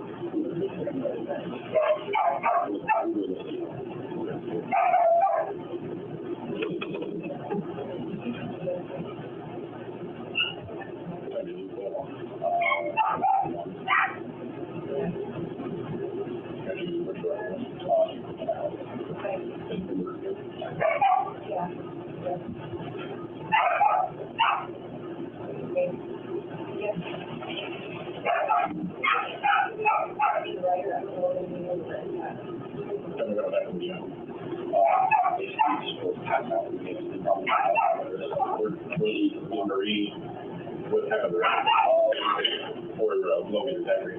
They stayed at the bars and keep it out. I mean, all three of them, Logan at the bars and I don't know what time out. Marie wasn't home at all. I'm just saying. Did she not? There's a she came back here. Okay, so she was back with you? Yes. Okay. But did she come back now? No. Okay.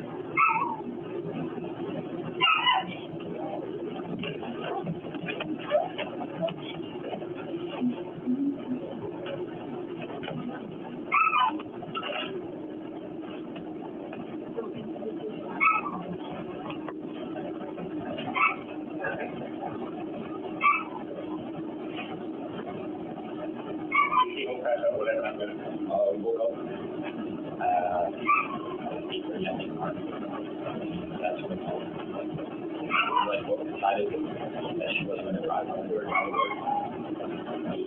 She was the DUI and like that. She reached a little buzz and then so hard. And then she walked. She had to walk to work that day. What did she wear to work? Just like all black and slip-on shoes. And is that, I guess the only reason I'm asking what, I know you were told that job for last time.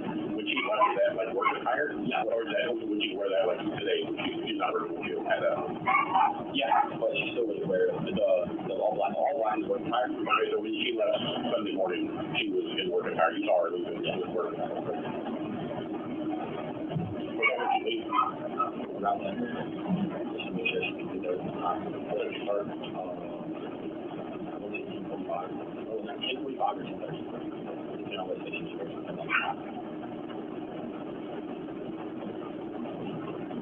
Probably she worked more work. She's the person she walked. So we're not real clear on how long it's going to take to walk work. It's about not walking the rest of the time. Okay, how do you normally, or how would you walk up there? How do you do that? So, after they not walking there, I found the fastest way to get there by going at the end of this gate right there, turning right, and then walking up through all of the houses, and then there's an entrance to that soccer field / park that goes right straight.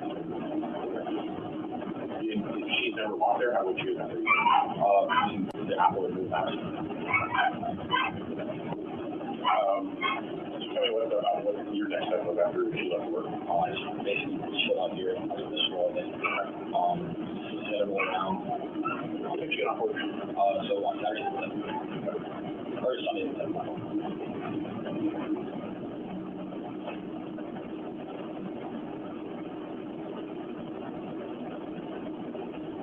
Several rounds of equipment. Nothing happened at 7. I made up to 9 just to make sure it's enough gap time. And I go, like basically did a square around it. And then I came back in and I walked on to it around the stage.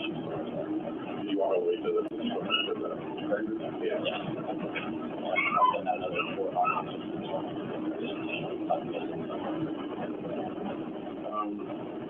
It was making her phone, or your phone was not supposed to have 60 left.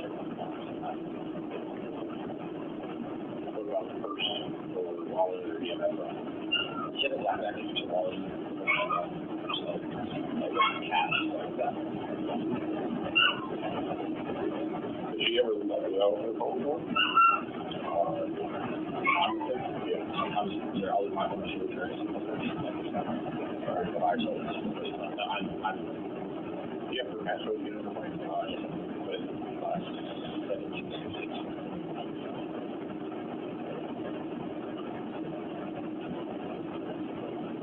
so when did you find the call, please? So yesterday at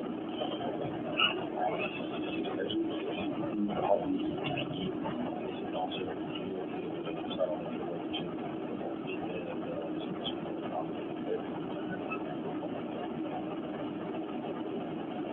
Try to contact anybody like in between 10 o'clock at night on Sunday night and contacting us at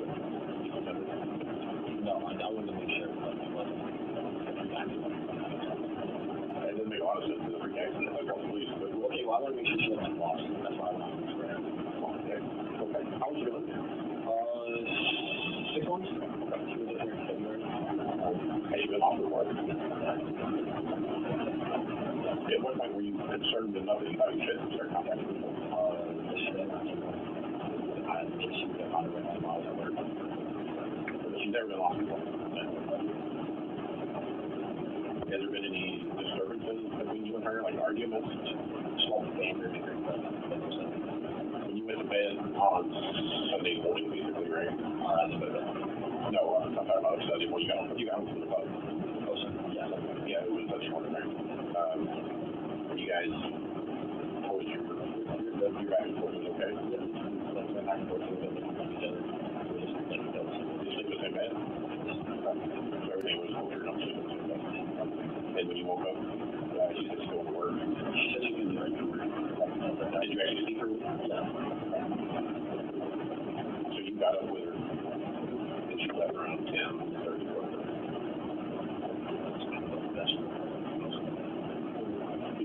And you didn't have any communication with her. What point did you notice her phone was still there?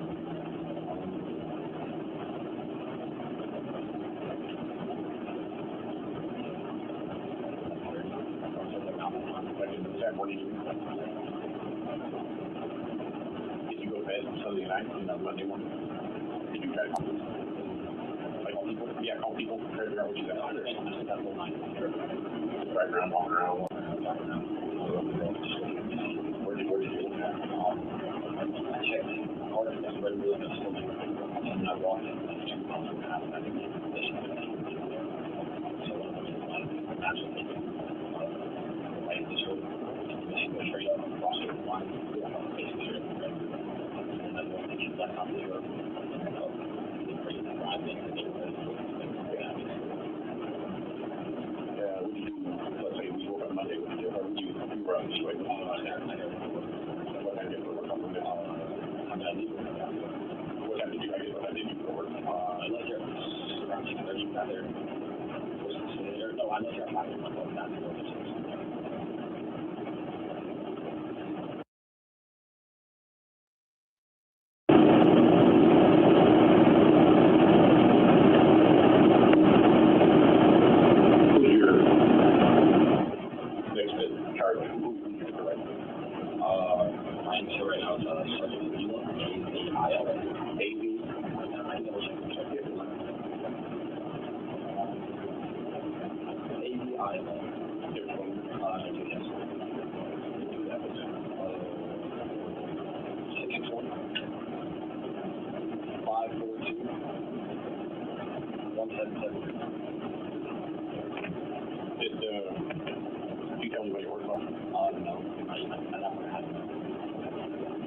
Has she ever left before? Like this? Has this ever happened before? It's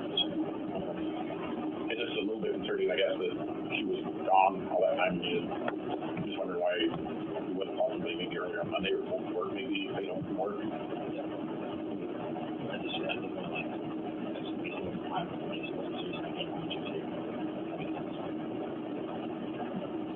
But you went to her work on Sunday? No, I drove like through that area. So you don't know for a fact that she did show up? I do, but when did they come? Yesterday. Did you think about calling their work and trying to figure out what she was at? Or? Yeah, they finished up. Okay. So Sunday, you didn't call because she was supposed to be home at around 10, I guess. I'm just asking all these questions just to make sure we're not missing anything. So Sunday, and I ask a lot of questions because hopefully it's job your memory. You know, something she said, something she did, that's when you're going to like, oh, you know what, she said she's going to build house or anything, correct? And that's why I'm asking all these questions. So Sunday, she's supposed to get home at 10. What time did Redbird close? Yeah, Redbird closed at 7 on Sunday. Oh, 7, okay. That's why I swear. Oh, that's right, you said she got off at 8:00. That's what time they closed at. Okay.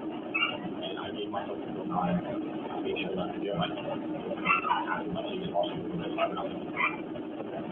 What time did you call them on Monday?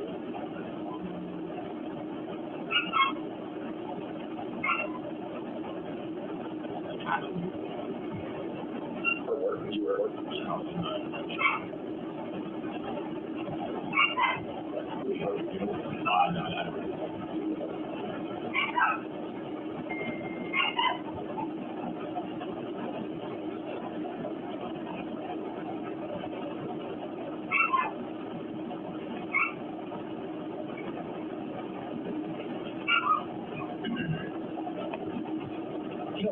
We checked the apartment complex and your house to make sure that she wasn't hidden under some bed or anything. Did you do that already? I didn't know the police. I obviously have either big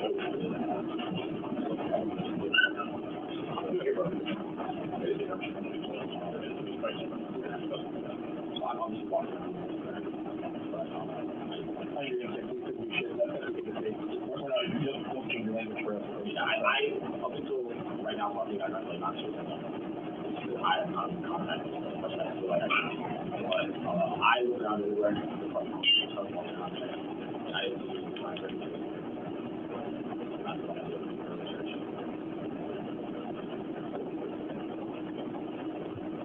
Maybe we walk around and look just to see if we see anything out of place, or, you might. Okay, I'll just do that real quick. Did your dog friend? What's your room? Maybe you look at the rest of the house. No, you're fine. Let him look everywhere else, and then he can go back and move it over there. The last room. He goes to. That bedroom has the last one is in the middle. Yes. The other one. That's how much you're glad you read.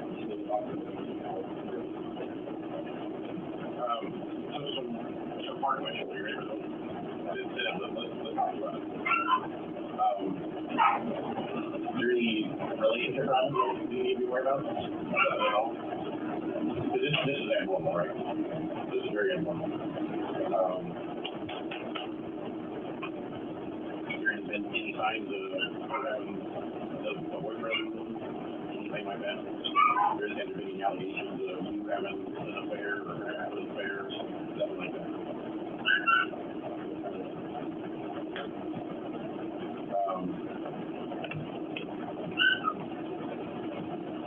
What else can you help me with that fire?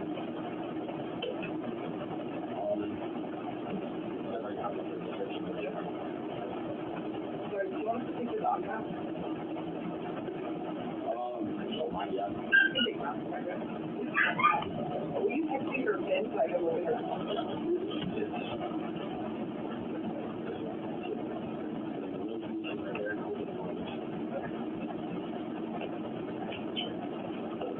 And then all the door is the one that's right next to the door. And there's another door. No, that's actually go back. Never mind, we can't go back in. And they can't go back in the door. Yeah, like it. Oh, yeah. See if there's anything on the phone that tell us where to chime in.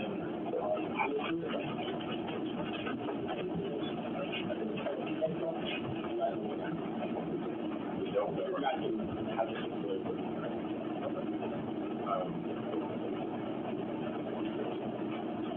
in every certain around the next level. And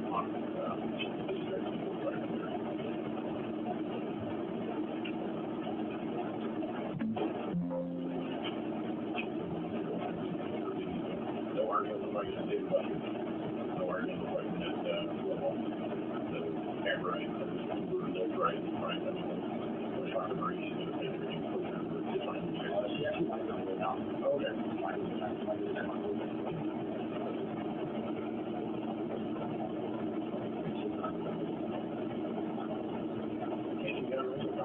She came, yeah. Yeah, maybe, do I hope there's nothing to it?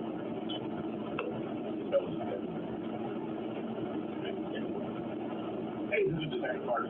Call from Zarrius. How are you? All right, we're just trying to do a follow-up, trying to figure out where your friend is. And I was wondering if there's any way you can come over here. Maybe we can just talk to you. Maybe we can ask a few questions. And maybe that might jog the memory of maybe something you said or. Okay, you live home? Okay. Yeah. Yeah, just go walk through. Thank you. All right. Yeah, absolutely. Just go back home. Hey, yeah, we got to run the bathroom real quick.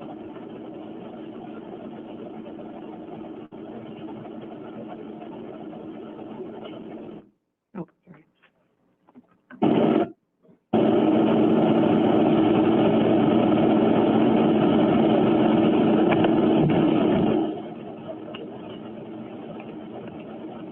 So where do you think she's at?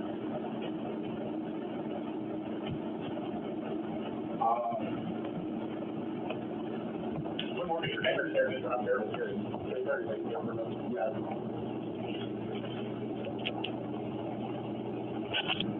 When I was in the military, I was in the bomb squad, so I hear that in the military. What are you guys doing next? I got service here. I know artillery guys are synonymous with the field here. What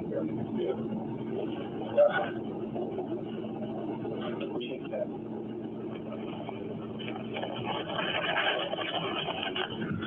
Like, 2 to 3 square mile radius from here. That's probably how far away they're going. They don't know. Honestly, like, that's not probably the one.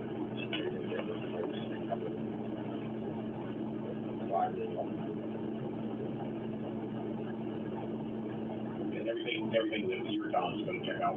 Not that I mean for mine, just I just want to make sure you're telling us everything actual as it is. If it's not, then it's just going to be harder to find your wife, right? I understand that. Everything you're telling us is 100%, best of your ability to prove it. I don't know if you guys have been talking about it.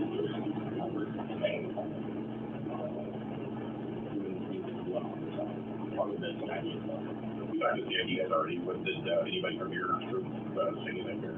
No, but my manager called back.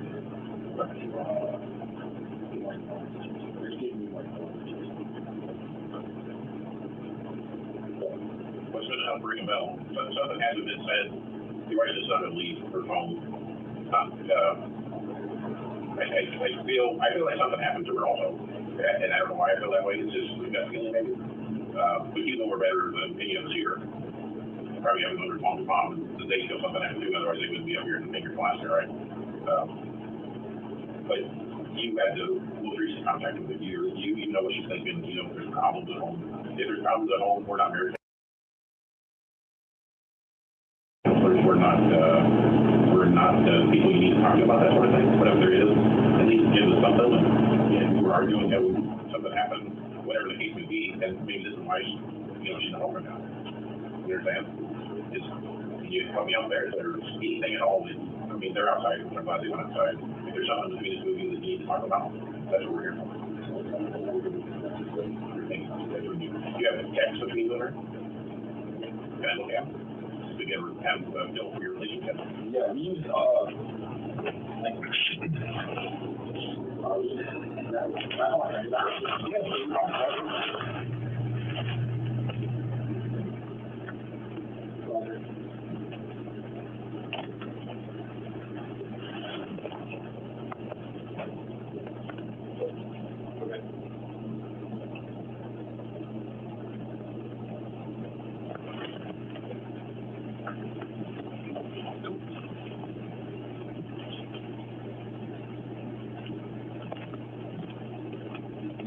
I can use it right now.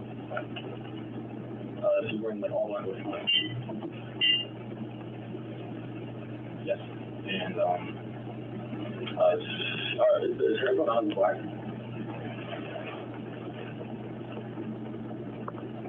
Okay, well, she has all black with black, with like black type bunch of shoes.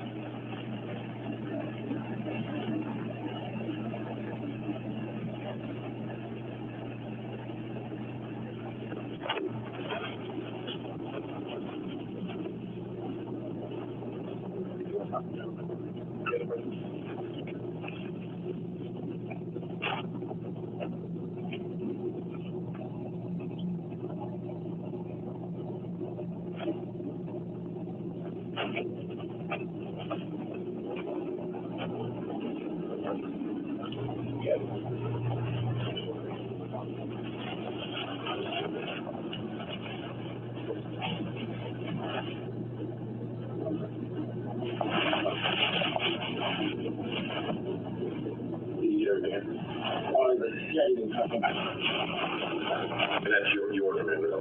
Okay. What do you think you did on a 4-mile radius? And what do you think? Like at a friend's house, or what do you think? All of her friends, her friend Maria, who lives my aunt is here. Yeah. And then her other friend Olivia Funk lives on this. What's her name? Olivia Funk. Funk? Funk, yeah, like F-U-N-K? Okay. Do you have Olivia's number? I do not. Read on her way over, so. What about your wife's home? Was that getting away or anything throughout the last couple of days? Just people stuff. Physical messages, right? Something like that. Anything that led you to believe that? she could be with another person or left tail or anything like that. So, I'm sure you went through it, right? Find anything that your eyes weren't missing. How many times? So on the CID side of things, so my mom has contacted someone that works. My mom knows someone that does someone that works in the search and rescue department here, and I got contacted with her. She said that there's potential that the solution for sign off on it would be okay, you know, the dog out here starts all around the lot, but that would be considered. A lot of my people who work with them told me like, hey, fucking, if you want to like all around them, like I came across American Texas, yeah. What about the next one? Before that sort of The hands across everything. I would say have like a group of guys go in each direction from the other, and like the entry point of where they're going, like this person with the house. Immediately starting at a workplace or starting here? Either or somewhere else. If you have the bodies of the post, have a group there, here, and like going back and forth, making sure one is Doesn't happen in the club that was concerning the reason I told me that he was put this to do 13 things.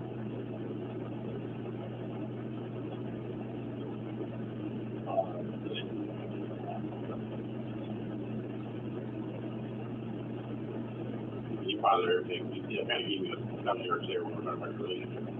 You and her, nothing at all, just it was looking like this. Oh, yeah, sorry.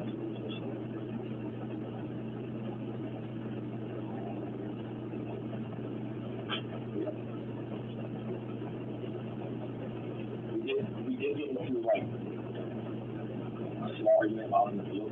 I just back in the field all the time. I was over there, all training and everything. But we were talking that night. It's fine. I came on those calls.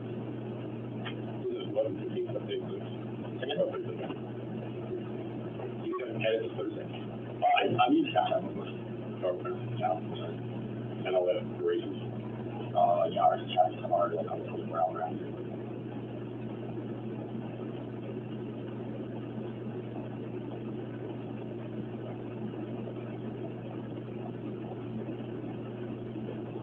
What phone company do you guys use? She's my phone.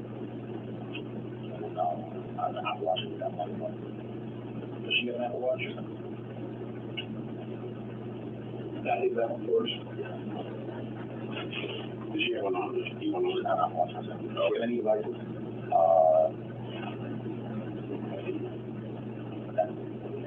No, like cards or anything? Fitbit, that kind of thing.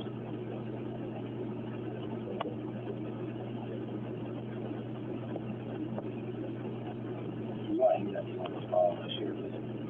Yeah. Did she have some idea that you were doing something else? No. Would you say, like, talking to a phone or something? So, before I was 21, I would occasionally go out to like a bar, sit down and that's what she talked about. That was like last August, last time I did that.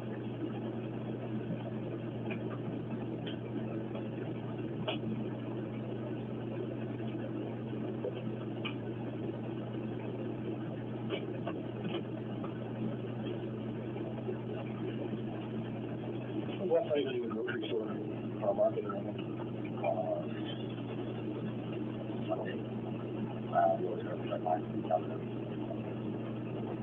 And about those shoes? I think she got this off. When you back with them? When I do that, yeah. So that's better. Oh, the third. Okay. That's the reason why you're getting the shoes. That's she. Which one has she? You want to show me? Yeah, I can't wait. Absolutely.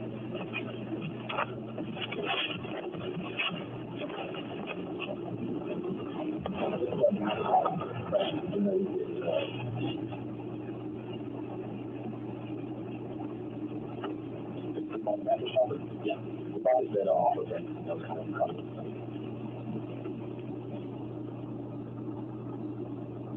My mind if I take a look on anything? You mind that or something? I just mean, I need the mattress. Like the topper, yeah, or the wing, yeah. The other kind of. Just really weird. I've never seen a copper on top of the machine before. Yeah, I don't know why I did it like that. People, she'd have to. That's underneath the bed. We're all adults here. We're not going to. I prefer not to. I'm saying like very inappropriate. Well, I can only imagine because I'm married too. But, you know, you take a look at the space. Your wife's not under there. Take a look, please. Okay. All right.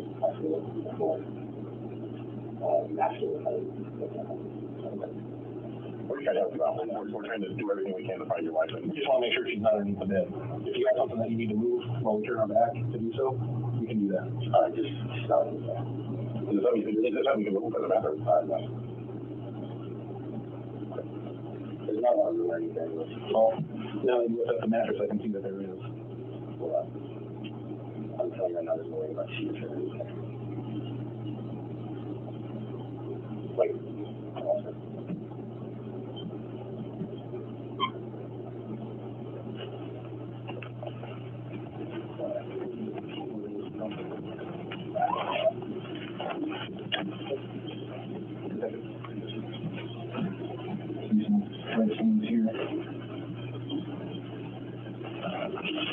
and then also right here.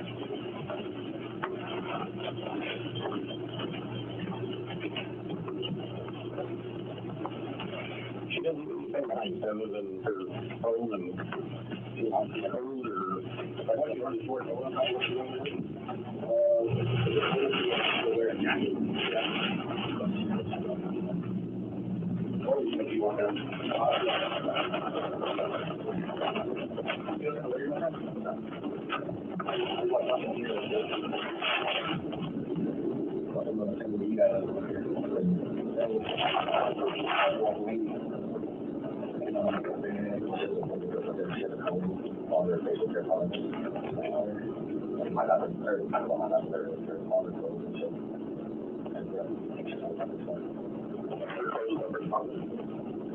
So she didn't take anything. She didn't take a makeup bag or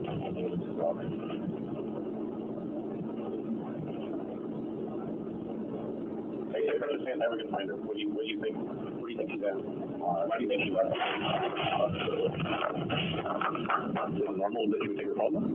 Normally I'm walking. But I don't know, like I said, she was a little like tipsy still. Last like come off of the road, so she just like walked out and got it.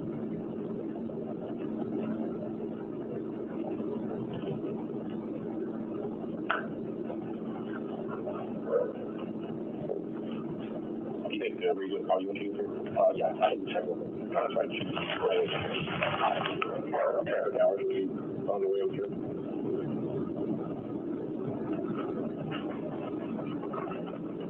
What are you guys doing?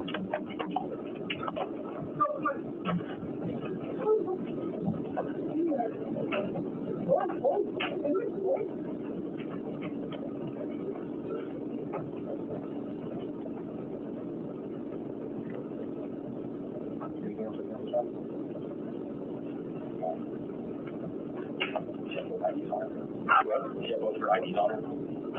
But she forgot her wallet? No, she had her wallet. She had her bag with her wallet in it. Oh, yeah, that's right.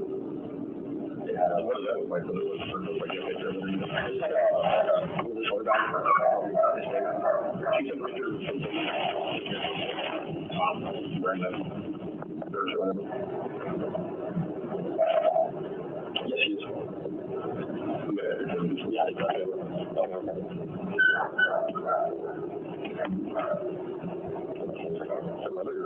Like a 911 like your signature as your she didn't have this any other device, she had a laptop, yeah, with an iPhone right there. It's an iPhone. So you're going to get into that? Yeah, I have an account on that as well. You already showered through that?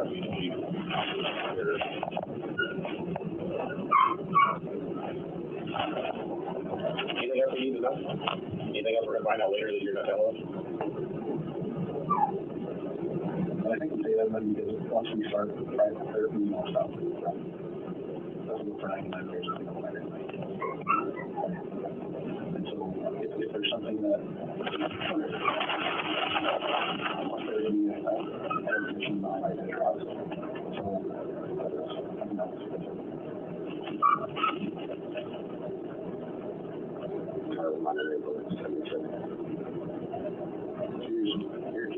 2021. That all changed quite some times. 4 years. Just turned 21 a year or two ago, right? So you've been forced to grow up rather quickly. Absolutely. Right. Taking that substantial steps of marrying your girlfriend, right?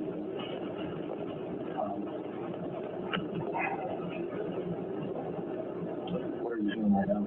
So, what emotion are you feeling? I do this thing where when I feel like things kind of like into like I guys like turn it off and I like shut it down and like super cold. But prior to that I was like feel like angry.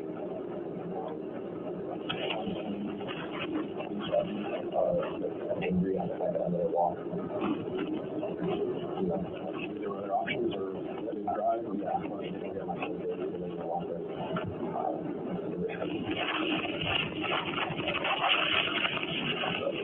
What did you say? What is that? What's the point of destroying property, punching walls, or something in the middle? Well, I think that's more just like sitting down and what the fuck is that? So since then, you shut that off. Right? Try to do that, right? You can see that there's a little bit of disclosure with the police department. That's understandable. And I'm not trying to. No, I know. I want you to use your words, right? You think we're not doing shit, say we're not doing shit. You were about to say that, and then you changed your word. For us, we don't care. The fact that there's more than that together. I'm not about that. And we want you to be you. Because when you're not you, that just raises flags. If something happened to your wife and you're not involved, we want to know that right away. Right? But if there's little clues that this doesn't add up, this doesn't add up, and all of a sudden you have 10 things that don't add up, guess what? Right? We're not saying we did anything, but we can never be sure. We can never be certain. We'll always be having a peek at it. So you need to be having a peek at it. I don't think so, that's it. I mean, I don't believe so. Can you talk about that? I don't think we have a concern. I really turned my life around because I was really and I really do it because I got that. Is your wife in this apartment right now? Do you know where your wife's at? Did she tell you where she was going when she left? Or she said she was going to work? What's that? And you just didn't make the call until 20, 36 hours later? Call from APG? Yeah. So, when did you notify her mom? To let her know that you couldn't find her? Yesterday after I made the police report. Did you think about calling her mom and saying, hey, I should have been home for 36 hours. Is that normal? No, but I just said that I wanted to make sure. Make sure what? That like it wasn't like a free accident to get lost. It was why I was in the woods. Well, free accident. That's why you call the police. That's backward. I make sure she got lost in the woods. That's also why you call the police. That's why you call her mom. Say, hey, what's going on? Did she tell you she's going on vacation? Or do that, right? Looking back at it now, it's like I should have done, but I was just like super sleep deprived. I couldn't sleep. And I was just super stressed out, so I did. What were you stressed out about? Just what she could have been. What's going on? Stuff like that. When did you start getting stressed? Around 9 or so I started looking. So when we look at videos, what kind of car do you have? So when we look at videos from around this area, what time are we going to see you leave? 9. And then I'm bringing errands throughout the day as well. Sunday. Sunday? I thought you guys stayed at home all day. For a little bit, yeah. What time did you go out? I came at that time. This way. With the Brown Dog. Brown Dog was on the one 36? The big one? Yeah, the warehouse. I was there.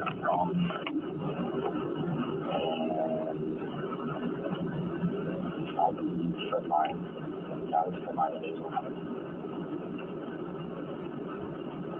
What do you buy at the car show? Just a bottle of hair soap. How much for mine? I bought stuff for the girl, avocado salsa. And then sour cream mix, sour cream, or actually sour cream. Any other supplies? Everything in there. You know we gotta watch the video, right? What is that? You'll post times on it. So if you're talking on the sheet department, that's not good, right? Yeah. I was in this one. And when we look at video outside in the parking lot, we're only gonna see you leave, and we're gonna, anything else we're gonna see? Well, sir, I walked the dogs all day. On Sunday? Yeah. And Monday, I'm not too worried about, because Tuesday, where we're at, this one we're to be with us on the call. You're the one that's for the most out. We have no idea what that parents of your mom is just dying inside, I'm sure. You're the one that knows the most, and we're gonna ask you questions, and we're gonna ask them again and again. And we're looking for something that's gonna drop your memory, some kind of response, and say, hey, this is what happened. And that's the kind of stuff we need to start this investigation. We got other officers out looking here and there, we got CID looking at homeless camps, et cetera. What we're here, our job is here to talk to you, try to jog your memory, try to figure out. Somebody just doesn't leave for no reason. Would you agree? Yeah, but she was on the work. I understand that. She left for no reason. She had to go to work because she didn't show up to work, right? She never showed up to work. In between you getting home, take time when Marie gets here, she's not be criticized right now. She's here right now, so we'll move on out here in a minute. But when Marie left, everything was okay with, is what she's gonna tell me. When Marie left your house after getting home from home. Did Marie have any contact with her after that? Are you certain, or are you just don't know? Okay. Why would your wife text work and say that I'm not coming to work today? That I don't know. Are those texts on her phone?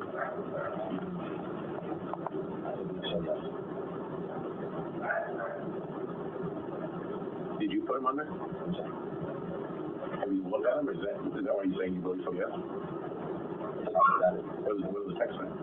It's like, hey, I'm not coming tonight. I'm not gonna make it. What time did those get sent out?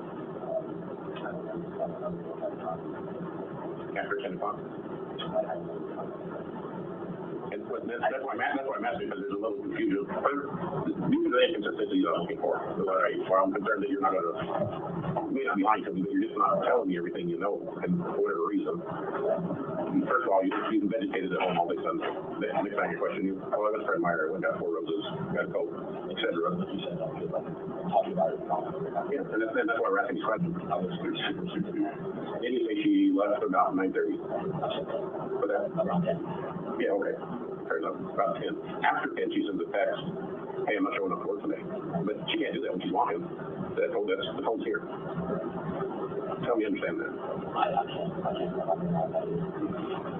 She could have something that I didn't know about. She could have what? Something I didn't know about. What do you think?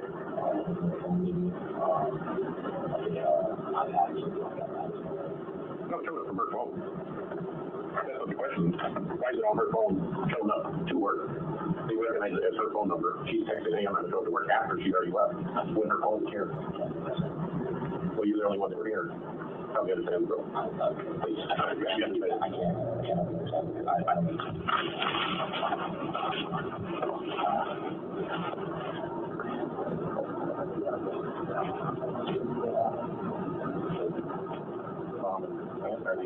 Does he go home?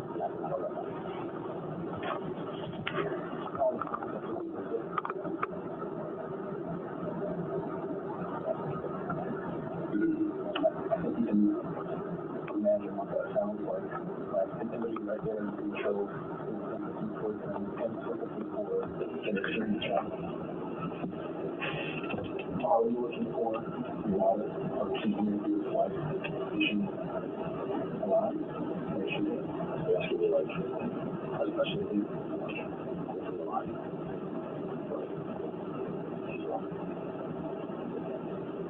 Something like that. Stay hopeful about it. You want? I stay hopeful about it. In the position to look at 2-3 miles from your my thoughts, I guess, is was I haven't seen granted she could have been enough that it had taken harm from it. I can't tell much of it. Truthfully, are we going to see your wife leaving with you on Sunday after Murray leaves? Sunday morning? Anytime. Unless it's, I think the dog's out, but I don't think we did that together. We're gonna see your wife walking out of here under her own power by herself. You're positive? Positive. Yet you can't tell me how she possibly called or texted work from a phone she didn't have. You gotta tell me more about that. You gotta help me figure this out. I can't. You're gonna have to, because we can't know when she was going to work.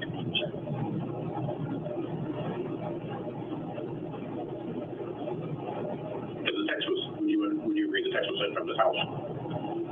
I can't answer that question because I don't know the answer to it. But you can't answer the question. Think about logically. Where was that text sent from? Volunteer computers here. And before the text sent from. It sounds like a dog. Looks like a dog. It's a dog. That's what I would think too. That's why I'm asking this question. It's just odd that she's already gone from here. We're going to find her on video. This is apartment complex. We actually did a homicide case just the next building over. There's cameras all over here and her walking to work. We're going to find video of her leaving one way or another. We're going to see what time it is. You already told us what time she left. Yet she's sending a text from here or a text from her phone is coming from this house. That's where the at. There's no other way around that unless you're some kind of computer genius and you know how to send text without a phone, right? It shows up as your phone number.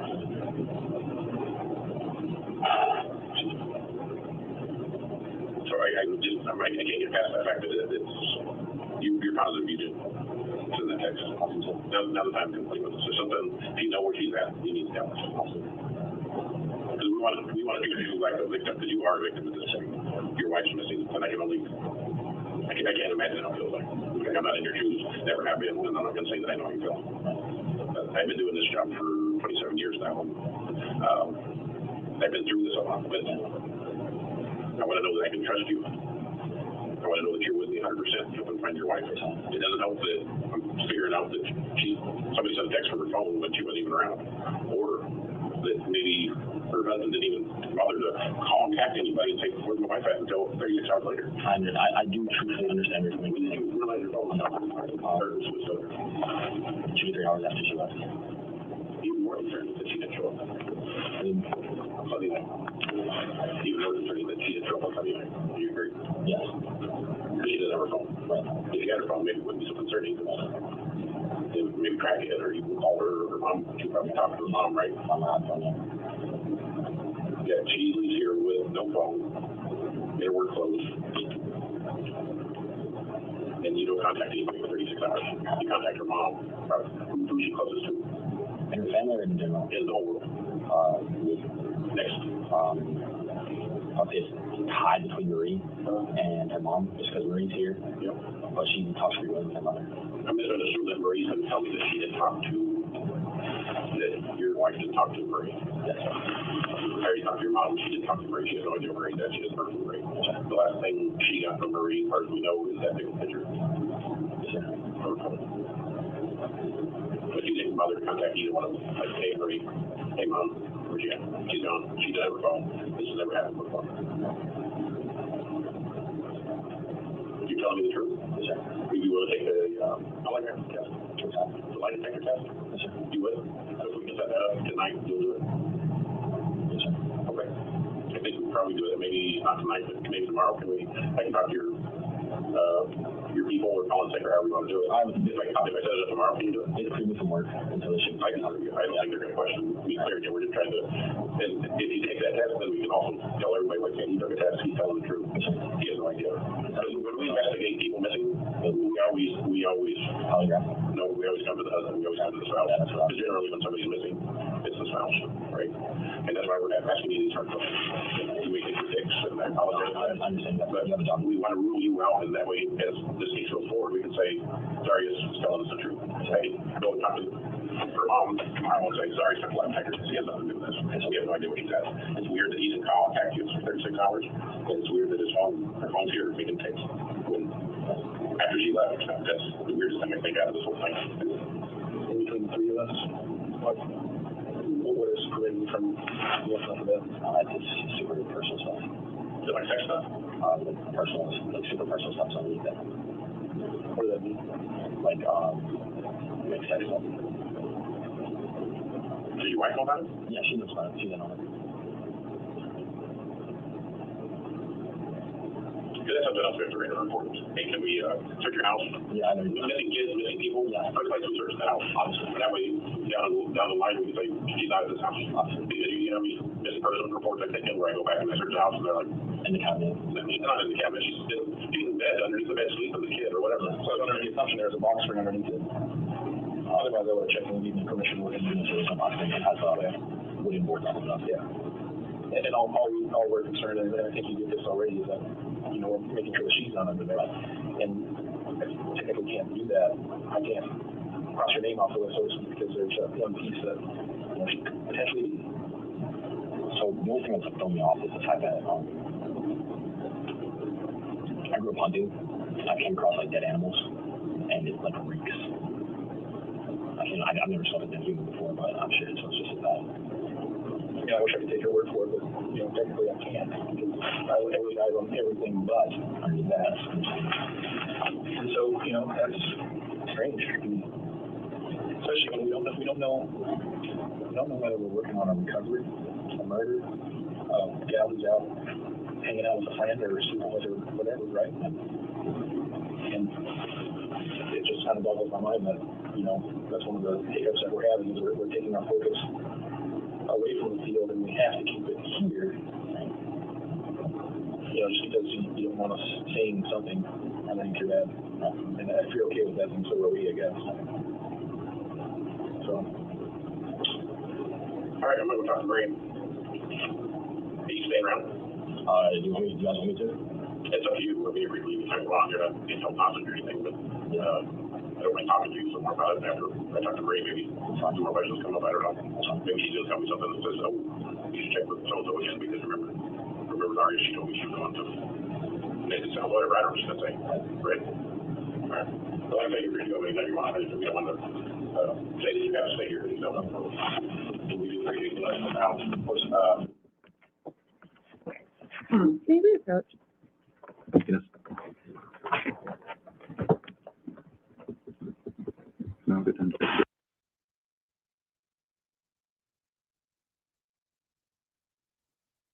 Here, I'll give you a chance to stretch your legs and refresh. So please don't discuss the case. You have to come get one ready.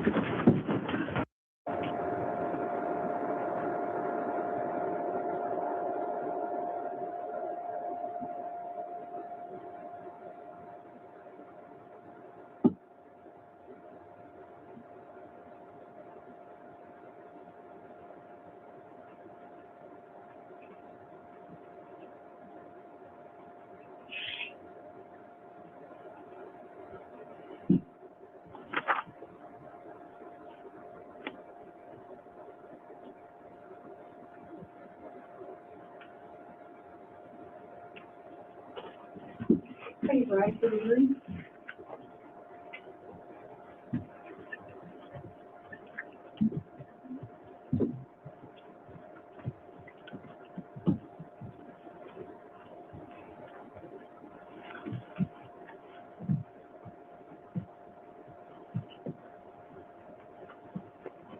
Thank you. Please be seated. Don't know. Thank you, Detective. Just a couple of things that I wanted to highlight from that audio. When you were back in the bedroom, did you notice any red or rust-colored stains on the defendant's bedding? I did. On the mattress pad, I noticed a rust-colored stain. I reported that I didn't consider that to be a excessive amount or consistent with a loss of life type incident, meaning that there was just a lack of quantity to the color. Okay, I think you used the word transferred style stain. Yeah, okay, thank you. And is a transfer blood that would have moved from one place to another? That's correct. Okay. And without going too deep into that, you spent some time on the crime scene team? I did. How many years? 5. Okay. And did you have extensive training in that? Yes, I did. Okay. And after you all finished with that audio with Mr. Hildabrand, what did you do next? Detective Clark and I contacted Marie Wins in the lobby of 5210 Mockingbird. Okay. And did you also have occasion to view Mr. Hildebrand's vehicle? Yes, I did. Okay, tell me about that. His vehicle was parked on the east side of the U-shape outside of the mid door there, and was Jeep SUV, older model, clean appearance from the outside. I took a couple of photographs to show the condition and just overall what I could observe from the outside looking in with my work phone. Okay, and again, you didn't have a search warrant, so this is just what you could see from the Yep, inside? these are just my observations. Okay, so this is, I'm showing you what's been identified, they're marked for identification, safety exhibits 25 through 28. I've provided those to the defense. Are those photographs that you took of the vehicle on the 8th? Yes, they are. Okay, I'd move at this point for the admission of states exhibits 25 through 28. Any objection? No. They're admitted. May I publish? You may. Okay, what does 25 show? 25, just an overall photograph of the vehicle. It's a maroon Jeep. To the back and to the left is the, excuse me, to the middle left is the door to 5210, the side door. This is just a general view of the photograph, general view of the automobile. I want to ask you about some items by the right driver's side tire, front driver's side tire. What are those items? Rubber gloves, a drink container from, I believe, McDonald's, and then a jar of spaghetti/marinara type sauce. Okay. Was that ultimately collected by other officers? Yeah, I requested Officer John Gallen to collect that. And is that based on some information you learned later? Yes. Okay, we'll talk about that in a minute. What is 26? 26 is a view from the outside looking in to Mr. Hildebrand's vehicle. The items of note to me are anything that's just on the seats or thereabouts, and anything like that. Of note here are just Red Bull containers in the center console. Yellow in color? Yes. Again, does that become relevant in your investigation later? It does. Okay. 27? A view of the interior of the vehicle from the opposite side. Same thing. This captures what's visible from the outside looking in. Again, you can see those yellow Red Bull drink containers that are open. And then we just kind of get a view of the mid-passenger section and the back cargo section. Okay. And then in the rear cargo section, States Exhibit 28, what do you know? In the rear cargo section, just again, looking from the outside, looking in, just taking a view of what's in view. In this case, we see a blanket, gas container, oil container, just miscellaneous items. Okay. And does the gas container become relevant to you later on as well? Yes, it does. Okay. I'm going to ask you next, who is the registered owner of that vehicle? Objection. If you need to reference I need to refer to my report. It's if page that's okay. 5 Thank you. of 10, supplement 16.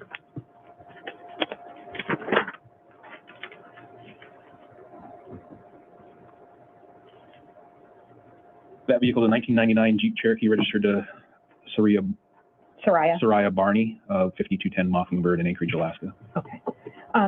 After you met with Marie and Mr. Hildebrand, did you coordinate with Captain Thielen of the U.S. Army? Yes, I did. And what was that coordination about? That was for a search effort in the Greenbelt from Mockingbird, which is Alpenhorn, and the New Seward Highway, working their way to Bed and Brew at Tudor and I forget the street on Tudor, but essentially between Tudor between New Seward Highway and Lake Otis. Okay. And did you inform Mr. Hildebrand and Ms. Barney that was going to take place? Yes, I did. Okay. How did Mr. Hildebrand seem surprised? Yes, he did. Okay. Did he make any requests of you? Yes, he requested to be a participant in that search effort. Okay. Next, did you begin canvassing the area, looking for videos, et cetera? Yes, I did. Okay. What did you do in that effort? That effort, I went to an address on Alpenhorn where I knew that there was a right-of-way access to the Greenbelt. I made contact with that homeowner. I requested video footage from there, and then I also contacted APD dispatch to learn if there had been any calls for service within the area regarding any suspicious circumstances or loud disturbances. Okay. And did you learn of a shots fired call in the early morning hours of August 6th? Yes, I did. Did you reach out and interview that individual, Mr. Engstrom? I did. Okay. And did you review the CAD to see whether APD had followed up and found anything or not? Yes, I did. Had they found anything? They had not found anything. I had requested of the officers to look and submit for any suspicious circumstances had they captured any on their watch guard in-car videos. Okay. Was anything returned to you in that front? No. Now, one of the things I asked you about was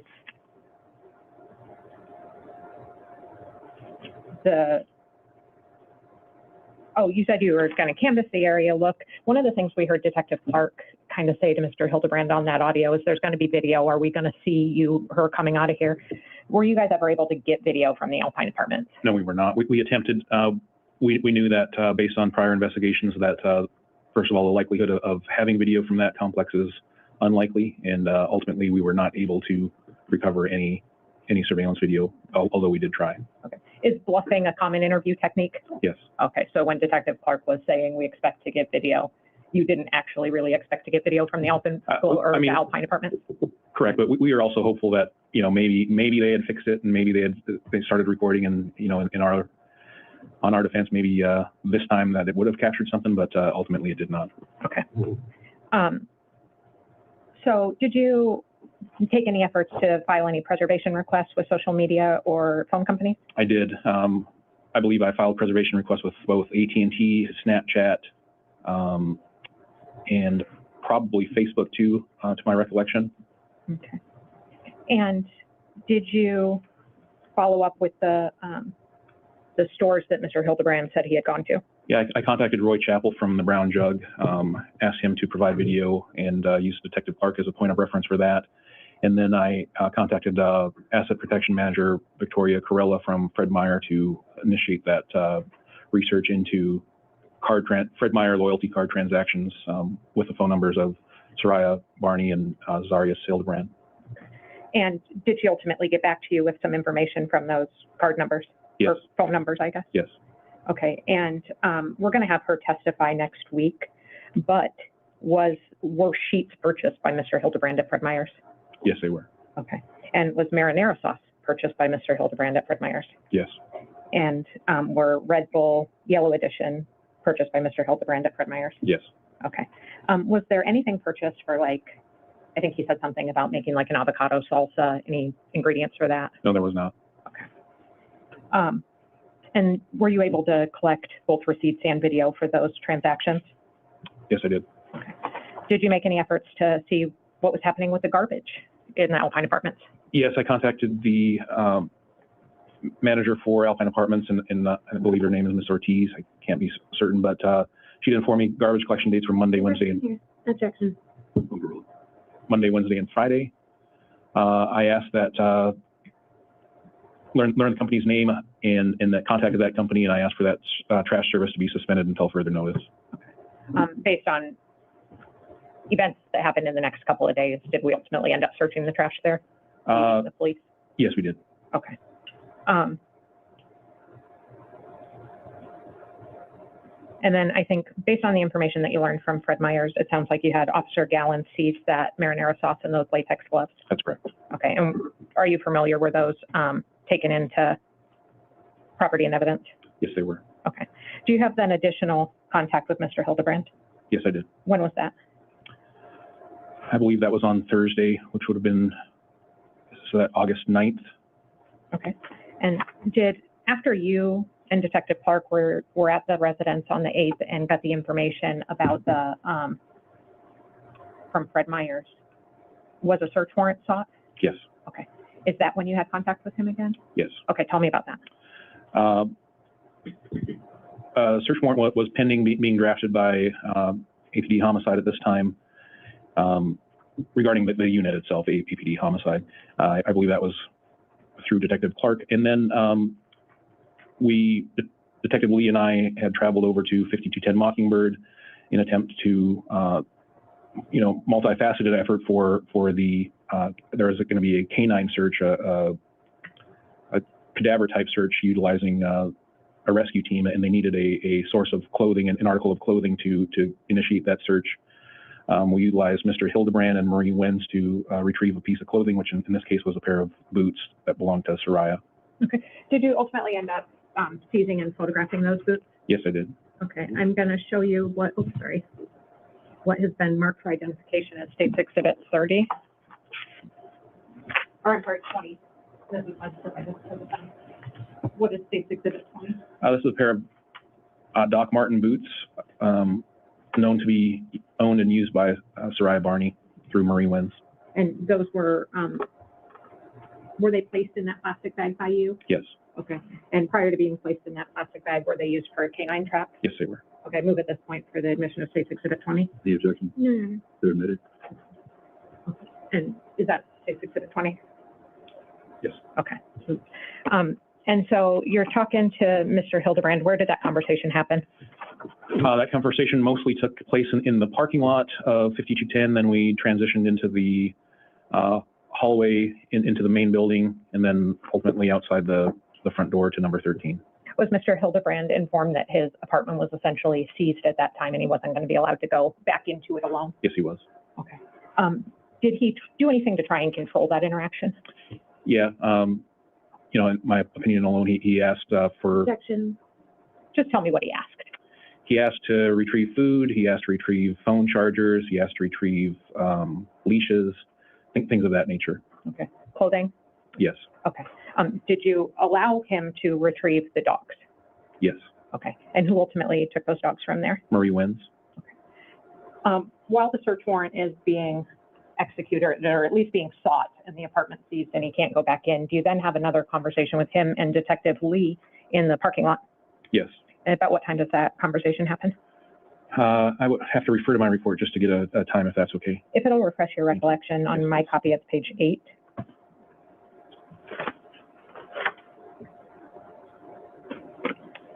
Yes, approximately 8:15 p.m. Okay.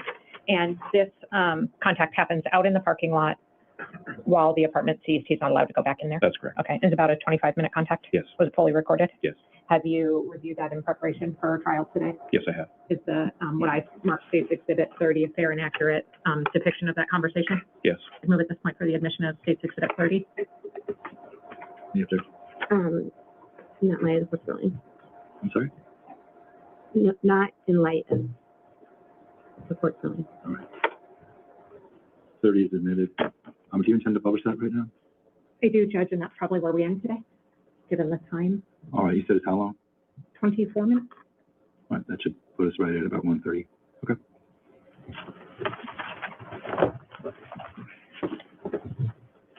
We obviously, Just to set the stage, this is you and Detective Lee talking to him? Detective Brennan Lee, yes. Okay. like that, is there anything in there? Yeah, that's for our team, or even, well, like, we don't want to come across as weapon in it,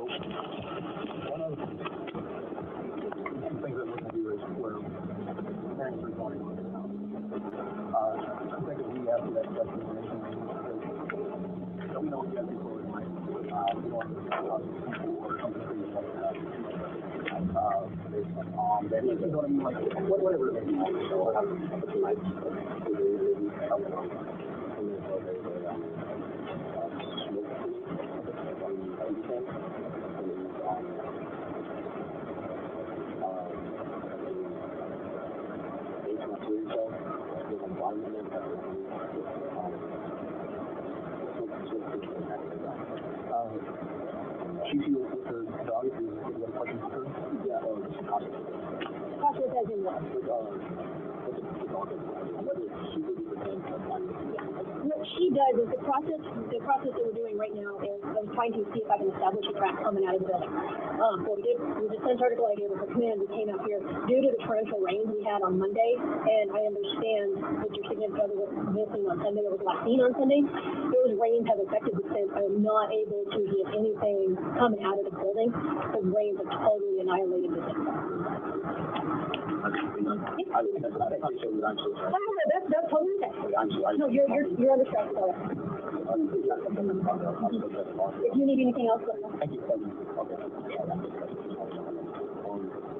Had a coworker that was that we doing that building right there. Oh yeah, you did tell me. I'm like, yeah. We have that. But next walks was great for me. And I can see walking like a big guy.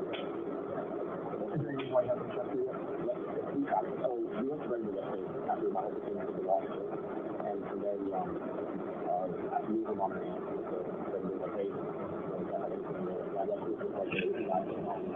She walked to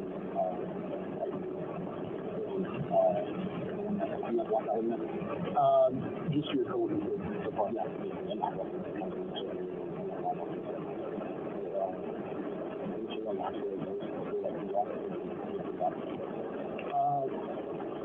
I've seen it on Google Maps already. But is there a particular section that you can put me on? They said that they always see like end up like walking to the park.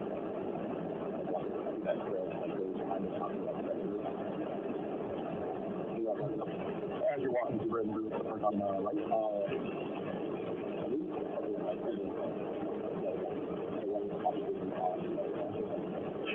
We're talking about next walk. I love that desire to walk. Is that one place you feel like you should check? Is that the parking? It is.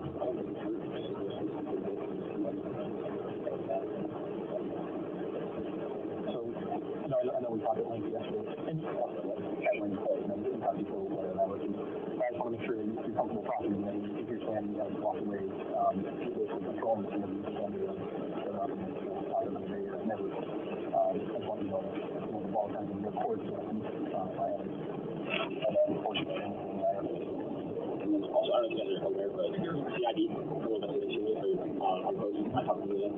They did an extraction of my phone and search my tape as well. Is that something you agreed to? Yeah, it was all voluntary? Yeah, I put my phone out already for the extraction, so I keep it stuff. But they have information as well. If you guys is there any reason for us to do that? Just in case you guys want more interviews or something, for info that one phone or anything like that. Is there anything that you feel might be important? I don't know, but the officer is very persistent. Hey, you do that in the public. What do you think that can be? I don't know.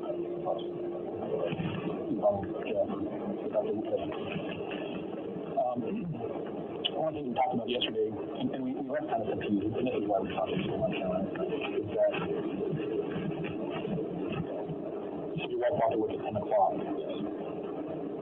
but her phone sent a text to her employer at 10:44, right? So I didn't really think about that. I'm in the sort of work time that you can make a short way, have that phone. Send a text at 9 o'clock. And maybe it was that.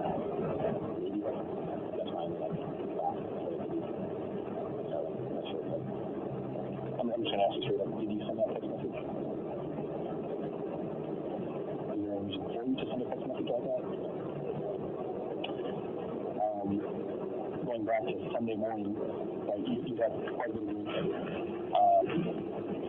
Do you remember if you took an Uber or a Lyft? Or something else? I was there for that. Anything that could be mentally, I really looked at there, so I was assuming back. And did I hear that find somewhere near 2 a.m. on Sunday morning? And you, your wife, Marie, and who's your fourth? I was in the Air Force. I can ask her that. I feel like you guys that.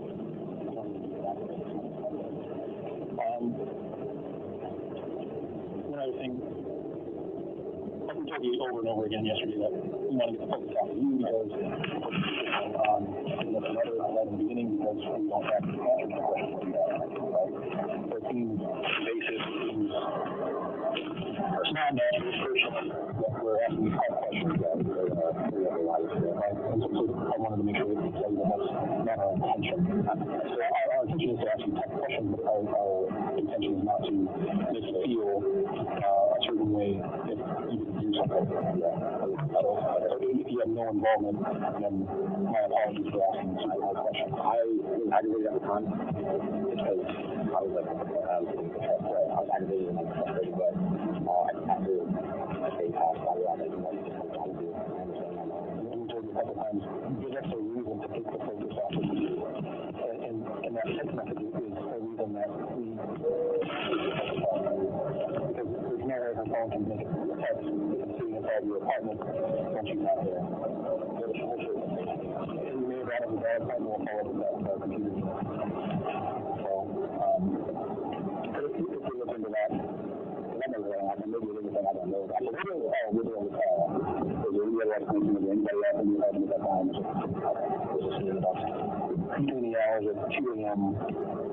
and the time that we contacted was Monday night. 2 a.m. on Sunday. And then I should say the only other people that would have been there were Marie and Isaac, and they had left. Has any other persons been in your apartment besides Marie, Isaac, you, and your wife?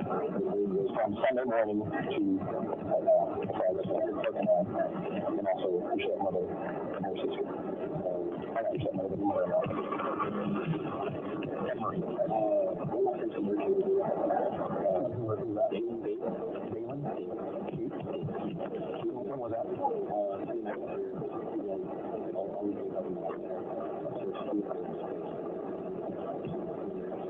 So you told him on Sunday night?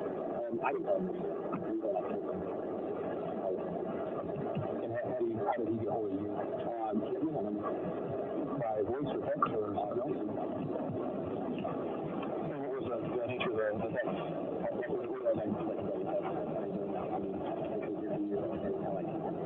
Pride is way over here, and like pride is way, not even pride,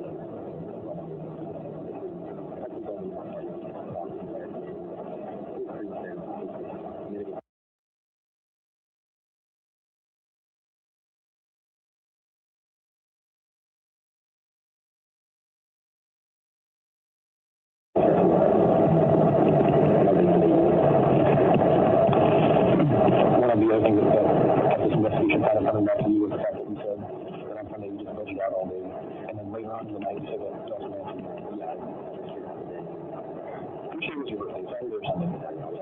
And so you know, your hands ran errands, and you wonder where you ran errands to. Ground yard, your house, and I think you did something else that I don't remember.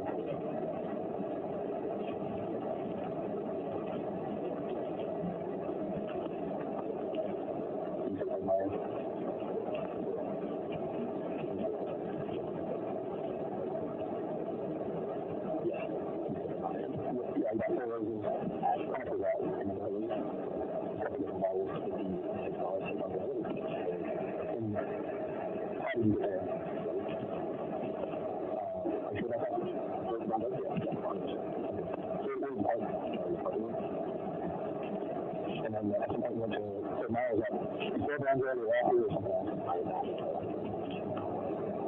Did you have to be like 3 per mile? Would be just, well, I wouldn't be until I was a lot of years, so I just so what did you buy there? We went up over some more lot. I know where I got it. That she said I have to do that. Well, I asked you, who you do that on the kitchen table? You said your wife got those? Yeah, I don't know. No, it was about you about those. So, yeah, I did those for a while. And that was on Sunday. Any reason why you go sheep shopping on Sunday? She said you were in the sheep shop. She didn't see something else to do.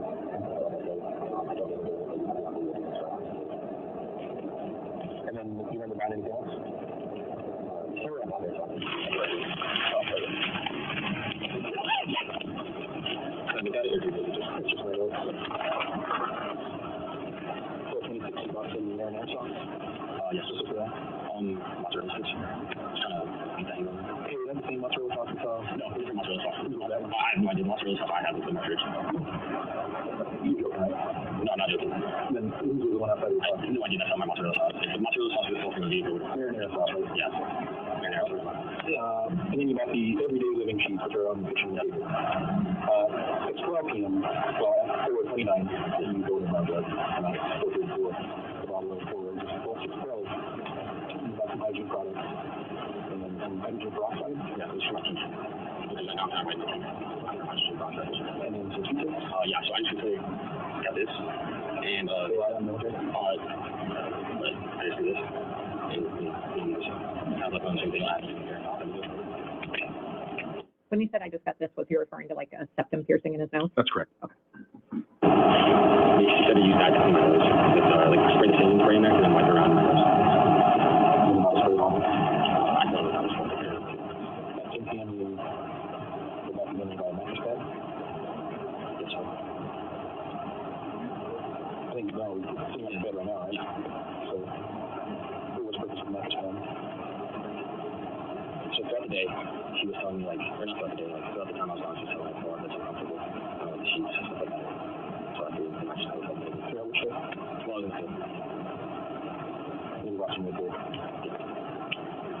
But you use 2 different credit cards? Yes. Can I see the numbers I can verify? Yeah. 1996 1996 would be long. So we're long and 308 make space. I had her credit card from the monthly credit. After it's anything like that, she went on this credit card. Anything else that you got on that credit card? And I have purchases of the rule law. Cards, some makes you no cards, and so you can see the cards charge the rule law. There's going to have to roll that, but we showed her. I figured that to go to see. And the seat actually is available. There's a really easy to see. I think 99 years. I'll be here for about 10 more. But we want to. And the question is, are you comfortable with us pushing this hard? I can't tell you like a top investigator when she's murder my life or wherever she's at, like the missing murder, wherever she's at, like I said, I don't know. At this point I'm starting to think it's either she's getting up there and she's what makes you say you can murder her life? How long has it been? Well, I think that she was missing from Sunday, but even reported from Monday. So I'm just thinking of the worst. That way I can help them out. Would you mind preparing yourself for how much to happen? Because it's in a matter of minutes. Which you come back. And it's going to be a physical thing. So we're going to find X, Y, and Z. But it would be good for everybody, especially from home. To know why or how. We're going to know what happened.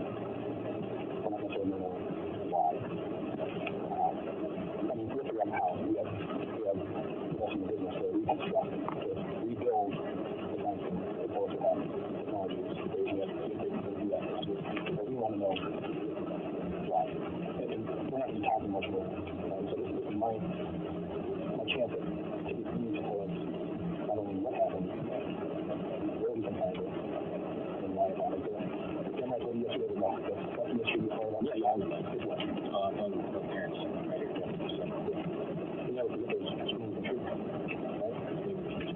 When you find out that the child dead. Horrible, right? You never forget. Remember it's home. Remember why it was there. You're at a point in this investigation where you just need to tell us, well, where we can find it, and to what happened.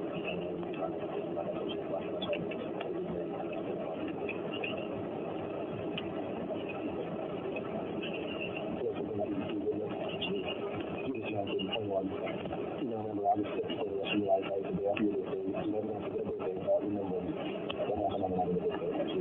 Wherever. We're going to find out eventually.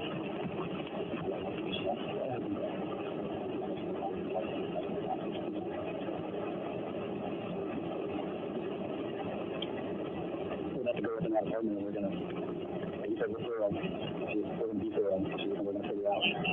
So right now, this is our time. But if we're going to find something in there, so there's your opportunity to let us know that. And if something's been altered, if something's been cleaned, we know that. I'm sure you've seen the shows, I'm sure you've heard the things. We have the things. We're going to do the things. And if we can get ahead of something and you in a position where you can say, I did X, Y, or Z, I'm on owning up to it.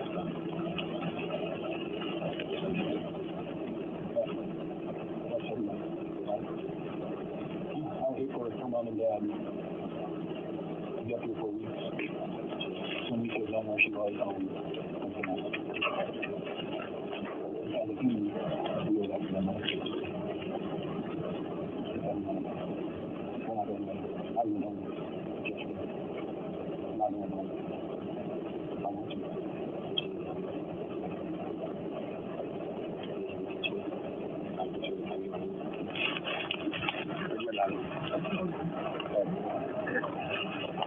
Yeah, by the way, 740196. I don't have an officer.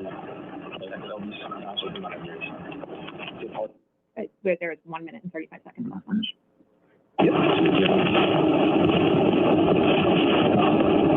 Never sure what the call to get anything else that you think I'm going to talk about. We're back on something.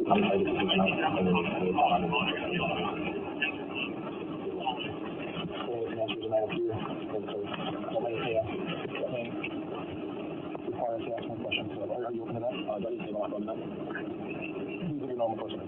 Yeah. I mean, as a husband, you should be by the phone. Non-stop. Because I can find her, or I know you could do one phone call, right? I wouldn't know that. The reason I wouldn't? Usually and I always, like, not in Donald, so I probably shouldn't have that. Anything for us? You'll find her other number. Is that the first one? Is that my number? That's usually a couple numbers. I'm sure you got 5 minutes. I'll do it before talking about it.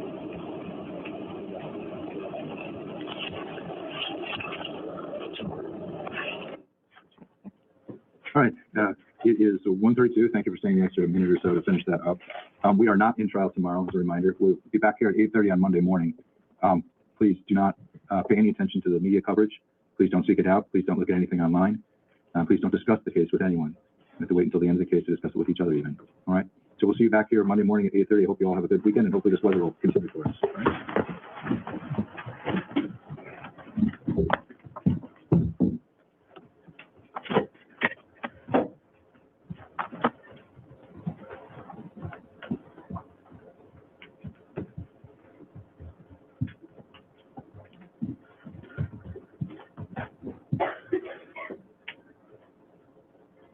Thank you. Please be seated. Just have to do it. Please. I'm sure. I really don't have any time.